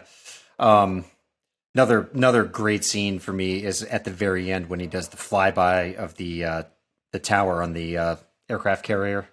Yeah, at the very end. At the very end, and it's just, again, it takes what they did in the original and they amp it up, because this time you're in the cockpit with him, right? You see the aircraft carrier below. He's banking. You get this sense like you are in the F-14 with him, and then all of a sudden you're inside, and poof, he blows by. The sound design in that scene again is just like insane. I honestly, DJ, I really can't think of a better demo movie. Disc. Disc. I just can't. Yeah. Can you? I mean, from No. top to bottom? No, I would, because it's, all the other ones have butts to them, right? Like Dune was great, but it's kind of got it's a slower moving movie, so you can't really demo that, right? No Time to Die. It's great, but it's kind of long, and the scenes are kind of spaced out. It's a different type of a demo, right? It's not as dramatic. It's more of a thinking man's demo, right? Ambulance. It's great, but it's more it's too popcorny. The story just doesn't hit you the same. This one, that's literally like almost like demo scene after demo scene, but it's just, the story's a little bit wonky. Not to say this is based in reality, but this one here, it's a demo scene on how you can play with people's emotions with sound, with picture, because, on a variable aspect ratio, I know you're not using it, but that does play with your emotions. It does pull you into the scene. If you're sitting, even if you have like a 75-inch OLED and you're sitting close enough to it, that is a dramatic part of the movie. in a darkened room with all the sound going, and boom, it's great. So there's so much to this movie that, and every scene that we've talked about, we're pulling different things. I've seen it so many times, and I keep pulling different things. And I know when we're done here, I'm going to be like, oh, I forgot to talk about that one. Oh, for sure. Yeah, we could talk about basically every chapter of the movie. Yeah. That's one of the difficulties for like pulling some together for base hunters. There's just so much. Yeah. You know, you could almost just hit record on the movie and say, just watch it. Yeah. It's... Yeah. But there are scenes tough. you get to, and it's like, but you need, especially the way these scenes play out, you need the pacing of like the bar scenes, the classroom scenes. There's actually a scene. Did you notice they're showing when they're in the classroom and he's describing to them what this is going to do to you? And they're showing them fail, but oh well, you didn't notice it because you're using the CinemaScope screen. They don't go to the IMAX shot on some of the training shots because he's actually describing to them, it's a flashback scene, almost like, okay, he's in the classroom telling them, okay, this is what's going to happen to your plane. And while it's a voiceover to them actually doing it and then failing. And then remember when they're going down the run and one guy hits the side of the thing, another one pulls up too early and gets taken out by a SAM. It's all examples. That never goes to an IMAX screen. But it's because it's almost like a narration flashback type thing on what happened to each of them while they're trying to do the run. So they leave the wide shot for the really intense action. Yeah, the IMAX shot goes to when this is when we're going to really pull you in. And really it's like, and that's what's great about that final scene that we're talking about, the mission. They go wide there. They go IMAX pretty much the rest of the movie. They come out of IMAX when I think it's with Penny at the very end, when they come out of that and go back to CinemaScope. So it's all of that is playing with you. That's just one aspect, but there's so much to it. It's, fantastic. Yeah. Yeah, this is a must buy. I hope everybody out there has their pre-orders in so they can get the movie on Tuesday? Well, right? Next Tuesday? Yeah, well, when this comes, I'm dropping this on Tuesday. This is because I'm going to put it all together and put it out on the day of. But it's actually dropping Monday. It dropped, like when this goes out, it'll be the day before. It'll have just come out because they moved the date to the 31st. Right? Oh, they did? No, even on Amazon, the regular version, because I bought the regular Blu-ray 4K. It's telling me it's coming on the 31st. Interesting. They moved it up to the 31st. So wonder why. Didn't want to compete with all the Christmas movies coming out on the 1st. I mean, this is going to break some records for recent sales. You think? We were talking about that the other day. The 4K versus Blu-ray versus this. I think there's a lot of people waiting. There's a lot of people that haven't seen this yet, and they're waiting to see it. I just can't believe that people didn't go to the theater to watch it. I mean, this is one that I don't regret going to the theater to see. No. It sounds kind of weird to say, but there's often times I go to a theater and I'm like, why am I here? But that was not one of them. I really enjoyed it in the theater and in the home theater. But it's I don't know. I'm at a loss of words of how great of a release this is. I'm so psyched Kaleidoscape got it out early so we could enjoy it for a while. I know it's done really well for them too. Let's speak to that for a second. The marketing of this movie, the way they've manipulated us in getting it when it releases in the theaters. It's the first movie since the pandemic to not come out 45 days after the release because it was doing so well in the theaters that they were like, we're just going to tease it out. Everybody was begging for this in their homes because we were so used to, we were getting day and date. We're like, why can't we? And this is the movie that has pulled people back to be like, oh yeah, I better go to the theater. It might not come out for 3 months at home. Right, exactly. Do you know what I'm looking right now to see what the box office, $1.45 billion. Really? Worldwide, 1 point. That must be world. Yeah. Yeah, it's got to be worldwide. The original did 357 million. So Doctor Strange is at 955 million. Yeah. Yeah. But how about that? 1.4. I mean, it still can be done. Yeah. I hope they're paying attention. Yeah. And I hope the physical numbers, I hope they're paying attention to as well, because they released it digitally so they could cash in there and get everybody to, all right, I need to see it eventually. And now all the physical, and, obviously I don't make any money by telling people to buy it digitally, but I think as a home theater fan, this is just such a fun experiment to play with it digitally and then get it and see that difference. It's so much fun. And it really shows you the difference between the two. But it was just the way they marketed it. Like, it comes out 3 months after the theater, and then they give you digitally. It's like 2 months. Now we got to wait for the physical. And they were like, it's just a great job. It's the first movie to do this since the pandemic. Everybody else was just trying to cash in as quick as possible. Right. I know the physical fans, this has got to be killing them, this wait. Yeah. I personally, I think it's cool that you got the digital version. I would have waited myself. That's just me, though. I have this thing where I just, if I'm going to watch it, it's got to be the best quality that I can get my hands on. Yeah.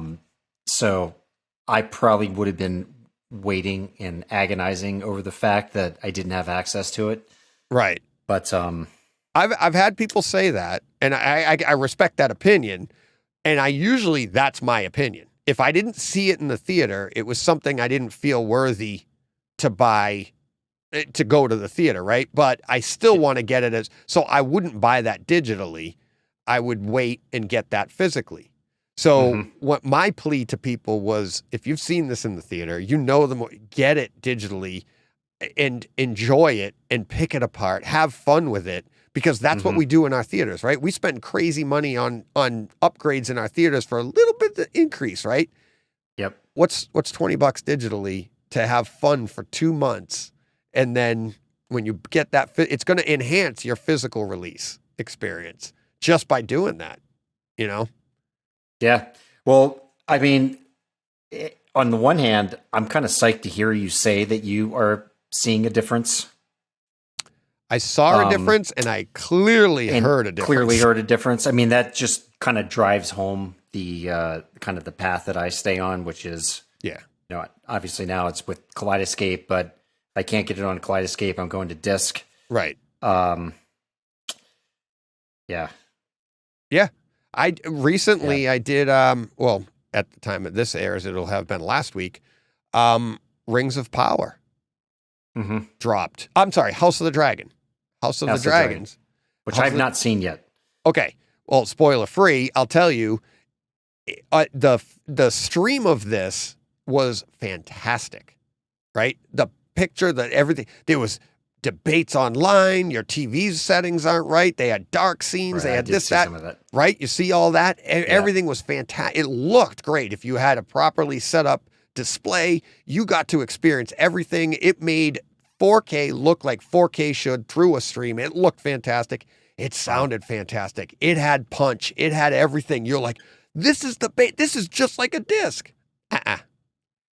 When I watched the final episode, and I watched some other scenes as well throughout the season, the sound, the bass and the punch that's in the stream is really nice. And you'd think you've heard it all, but you haven't. There's another layer there that all of a sudden the rumble comes up when it didn't come up earlier, or it's a deeper shot when it wasn't as deep earlier.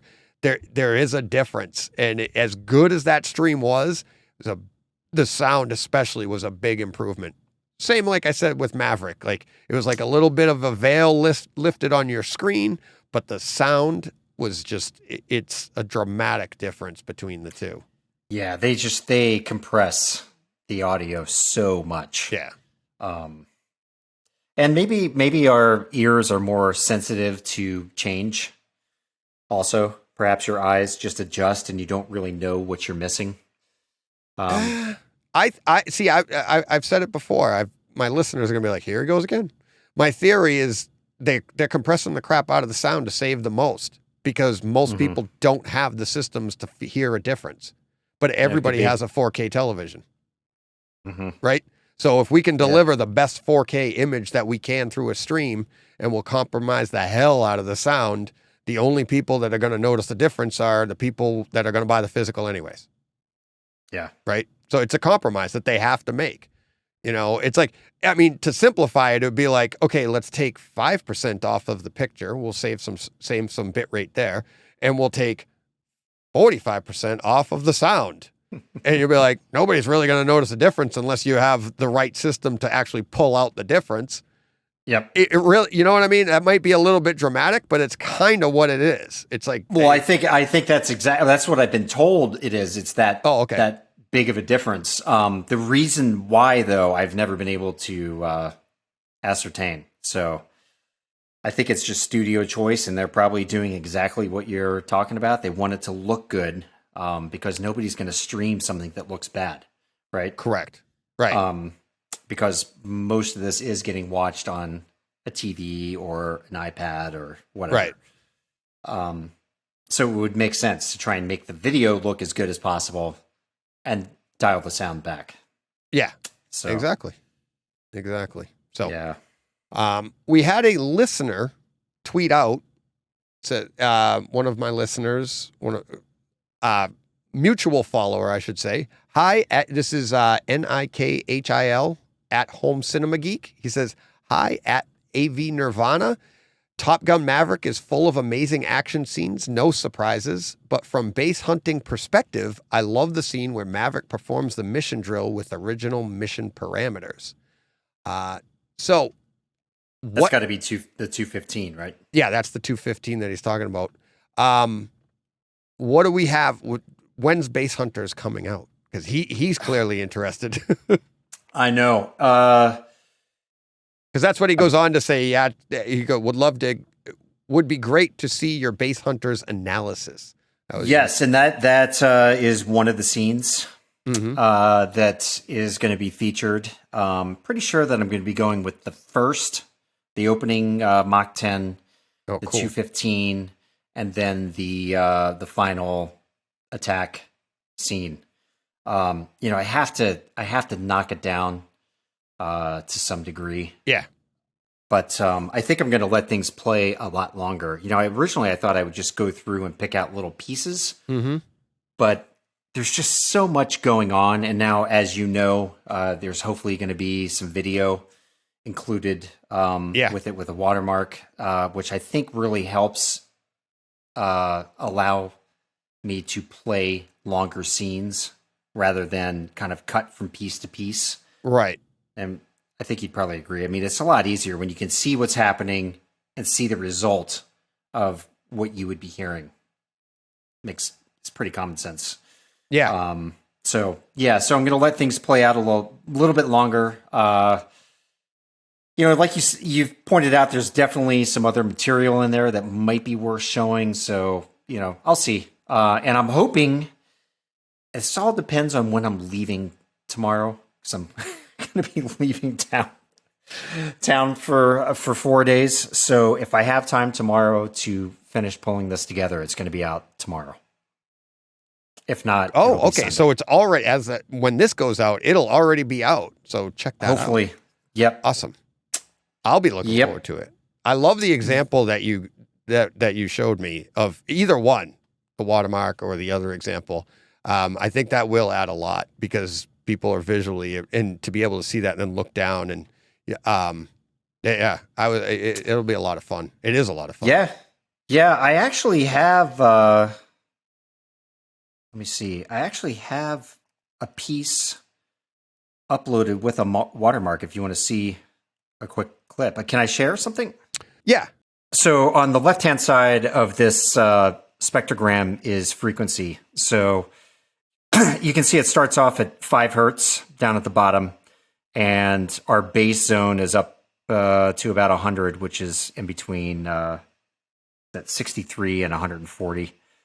And you can see a lot of activity right there as his engines are firing. Now, this is a 20-second snapshot of time. And over on the right-hand side is the most recent response to what's being fed into the spectrogram. That makes sense. Can you back that up a second? There was something in there that I think was, and I didn't mention it when we were talking, but it was one of my favorite little clips. Go ahead and let it play. He opens the door. It's right there. When he opens the door, there's some bass there, but it's on the left side of your room because he's coming through the door. Ed Harris is coming through the door. So it goes boom on the left where the door hits. Right. Oh, that's very cool. Yeah. And I'll have to go back and listen to the... yeah, there it is. So he does. He throws the door open. Yeah. And you get that little notch on the graph right there. So that's about 60 hertz. So it looks like the increments on the left go up in what? Increments of 25? It's I think you're at 0 and then 25, 50, 75, 100. On the left. Yes. Yes. Okay. No. Or is it 20s and then 100 is in the middle? I don't know how that's scaled, to be honest with you. Okay. It goes from 5 to 11 to 20, but then you get up into like 300. Oh, it jumps more kilohertz. rapidly. I see. Yeah, unfortunately, the software that I use doesn't allow me to zoom into just, say, 5 to 100 hertz. Kind of forces me into Todd, showing the technical term is the bass thingy. The bass thingy. Right. Oh, so right here, DJ, is the scene I was talking about where they do a shot of the engine. Okay. So you can see the intensity of the bass. Whoop. Then they flip to the cockpit. So you can see right there when it's outside, really intense. Then they dial it back a little. Yeah. As they move the camera more toward the front of the plane. Then you're inside the plane right here. Yeah. Look at that. Yeah. And you're back outside. And how dramatic of a change it is. Like you just see that everything just drops right out. Yeah. Yep. Oh, it's spectacular. They really nailed it. And this is some really intense bass there. You can see he's hitting Mach 10. So the brighter the color or the deeper the red, what does that mean? Just louder volume? Yeah. Is that how that intensity. works? Yep. Decibels. Okay. So it's just more intense sound in that region. So, this, all of that, what we were just looking at as he's breaking Mach 10. Let me see if I can back this up. Just, you can see that is a lot of information from, we're talking about 100 hertz. I mean, this dips right down. I mean, in my room, it's bleeding down significantly to 10 hertz. There's a lot of excitement going on. You've got some, Now, a lot of that has to do with my own room, but I can guarantee you that they have information encoded in this movie that's probably into the 20s and below. Yeah. And then whatever's going on in my room, it's also blowing out down there. I mean, it's really, really deep into the infrasonics. I mean, it's pretty awesome. So I had read somewhere, somebody had written an early review of this movie, and they made some comment about the bass kind of bottoming out around 30 hertz. And I mean, where? Based on what I'm experiencing in my room? Yeah, same here. There's proof right there. And that's what's interesting about stuff like this is we all have different systems, and that's why it's like I saw the same thing, and it's somebody I respect too. And you're like, sometimes I see it and you go, yeah, that guy doesn't know what he's talking about. The people I've seen pretty respectable people say the same thing. And I'm like, I don't know what happened, but it's, I thought it was a great, great overall experience. I thought the bass was fantastic. And when I see stuff like that, especially, I start thinking like, what did I do? Did I do something wrong that it made it too good? I don't know, But yeah, and it makes me question.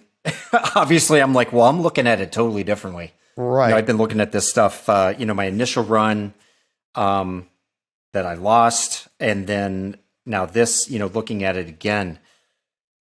I mean, it's definitely some really heavy hitting stuff, and there are moments. I have another FFT analyzer that I use that shows peak energy And there's definitely moments where the peak energy is hitting at like 25, 24 hertz. So I'm not sure what they were listening to, or if their subs just aren't cut out for, handling stuff getting down that low, but it's there, folks. I mean, this is some serious demo material, in my opinion. How many subs are you running? 4, right? I have 4. Yeah. 4. Yeah. And how big is your room? It's about 2,800 cubic feet. Okay. It's roughly 14 or 15 feet wide, about 18 feet deep, and I don't know, 8-foot ceilings. Okay. It's not a real big room. Total overkill. I mean, yeah, but it's overkill, but you dial it back, you EQ your room. It's not like you're running your stuff hot. You run everything at reference, right? You use right. You're running Storm Audio, and what do you use? Dirac? Dirac. Yeah. It's all EQ'd, and Dirac helped me EQ it all. Matthew Trinkline out there, big shout out to him. He's their guy that does remote calibrations. And when I reviewed the Storm Audio ISP, he jumped on with me on a Zoom call, and we spent a couple hours EQing the room with Dirac. And then afterwards, when I purchased the unit, he helped me again when I put in my I bought some Golden Ear Triton 1.Rs for my mains, and he helped me out again. He's an awesome guy. He does that for them. Does all their remote calibration stuff for them. So really your room's right. That's the beauty of getting a professional calibration. It's not like you're like, I don't know, did I miss something? Did I mess something up? I mean, you've got nice equipment, and that's putting it politely. You've got fantastic equipment, professionally calibrated, and these are what you should be seeing in your room, in my opinion. No, I mean, yeah, that's the output that's going on there. Great movie, folks. I mean, I keep saying it over and over, but just us talking about it right now, I want to hop back in my room. I know, and turn it on and experience some of it over again. Yeah. Which I'm going to need to do, actually, because I have a pinball buyer coming to carve one of my games off. I know. So one of my, but it's hard to do. I really get attached to these things, but got to make room for a new one. So, well, there you go. You're getting a new one. That's good. It's not like kids. It's not like you can get rid of a kid so you can get a new one. These are, you can move on, right? This is total first world problems. I try to tell myself, but I do this responsibly. I know I have some friends who I have a lot of respect for. They actually buy storage lockers, and they just take their games and they store them away and just keep bringing new things in. But I can't do that. Yeah. I'd rather it being played, and plus there's a lot of money involved. I need to transfer money from one to the other. Right. Exactly. So, but so I have that to look forward to, lugging around a 270-pound machine tonight. Nice. All right. Well, then we'll wrap up then to let you got to go do some squats, some deadlifts just to get yourself warmed up. Right. There you go. Do the stretch. I can hear the airframe creaking from here. Yes, that's so true. Fortunately, it's true. All right. Thank you so much for inviting me on to talk about this film. I mean, I know, Todd, I think this is the end of our friendship. We've been talking about this for like 2 years. This is the only thing that's kept us together. There's going to be more. There's going to be more. We still haven't broken down Iron Eagle. Maybe that should be next, although I don't think it's going to live up to this. The original didn't live up to this. What do you think the Iron Eagle is going to do? I really don't know what can live up to this. I don't know. This is Lord of the Rings came out, and we all were like, wow, this is the demo material, the picture, the sound. You compare everything that came out after, you went, what is it? For a blockbuster movie, right? This is it. To me, this is everything that comes out now. I compare it to how does the movie play? How's the sound? How's the picture? what was my experience in this? And I mean, and it had it all. I mean, you put your bass thingy on it, and it nailed that. Because sometimes you and I have talked about this on the show. Some movies, they don't nail it. I think Doctor Strange Multiverse of Madness, the bass, bass thingy didn't read like it does for Top Gun Maverick. But when you're sitting there watching it, it was a great experience, right? Bass-wise. You still got up. You felt like it.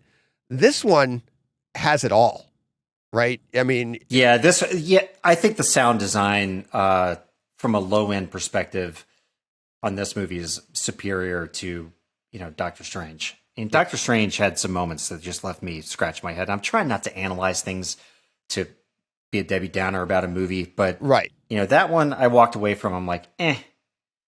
Yeah.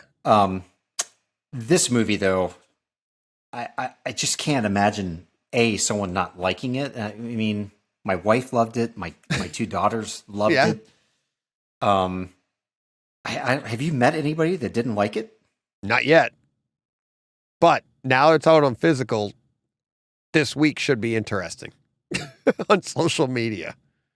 I mean, we talked about it briefly. Somebody did give it a subpar review. It wasn't bad, but he said the audio wasn't what people are saying, and I don't see it. I don't hear that. I don't know. So, but I'm at a loss of words on that one. Yep. So let's go out on a high note then, and reference disc of the year. It's going to be interesting because I do a thing with Todd over at not Todd, you're Todd, Jeff from HD Report and Ralph, and we break down the top 10 of the year. And cool. I think we've all been like, this has got to be it. It'd be interesting if one of them, I'm pretty sure Ralph thinks it is too, but I don't know. Yeah. It's a disc of the year for me. I think it's the disc of the last decade. It's going to end up, there's been some really good ones. Ready Player One comes to mind. It's a really great audio disc. When it comes to Atmos, I still am going to nod to Gravity. I think Gravity is probably the best Atmos disc out there. I know we're trying to go, but I mean, hey, Gravity. I know. What was nice about Gravity is how clean it is and how perfect. This has that, but it's like way loud, like more stuff going on. That's what makes it. This is like a full box of popcorn. yeah, it really is. I mean, Gravity is not complete from beginning to end. Right. Gravity has a couple demo scenes for Atmos that are just incredible, particularly in the beginning with, oddly enough, it's Ed Harris, his voice from Mission Control, as it moves around the room in relation to where they are to the Earth and the cameras to the Earth and everything. It's so well done. And if you have a good system, it just really allows your system to sing. But yeah, I say Top Gun all the way. Yep. All the way. All of your reference demo needs. Absolutely. And check out Base Hunters for those scenes. I can't wait to see those scenes. Yeah, I'm ready to, believe me, this is one of those things that's been riding around on my back for a very long time. Of course, a lot of other things have been bubbling to the surface, but I know Kaleidoscape's ready for this to get out there, and I'm ready to get this out there. And I'm also ready to get Jurassic Park out there, which is another... That's another one, yeah. Another great demo scenes, great bass scenes. I'll probably have these videos on my iPad while I'm sitting in the room queuing up those scenes so that I can experience them at the exact time I'm watching them scroll by on your graph, because I don't have a bass thingy, so I have to use yours. Oh, boy. All right. Thank you, Todd. All right, man. Thank you very much. Thank you. Thank you to everybody for watching, listening, all that fun stuff. John and I will be back on Friday. Until then, go push play on Top Gun Maverick.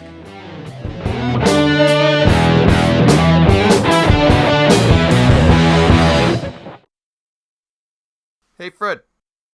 This has been a Hey Fred production with theme music by Jeff Bernhardt and Throne Vault Productions.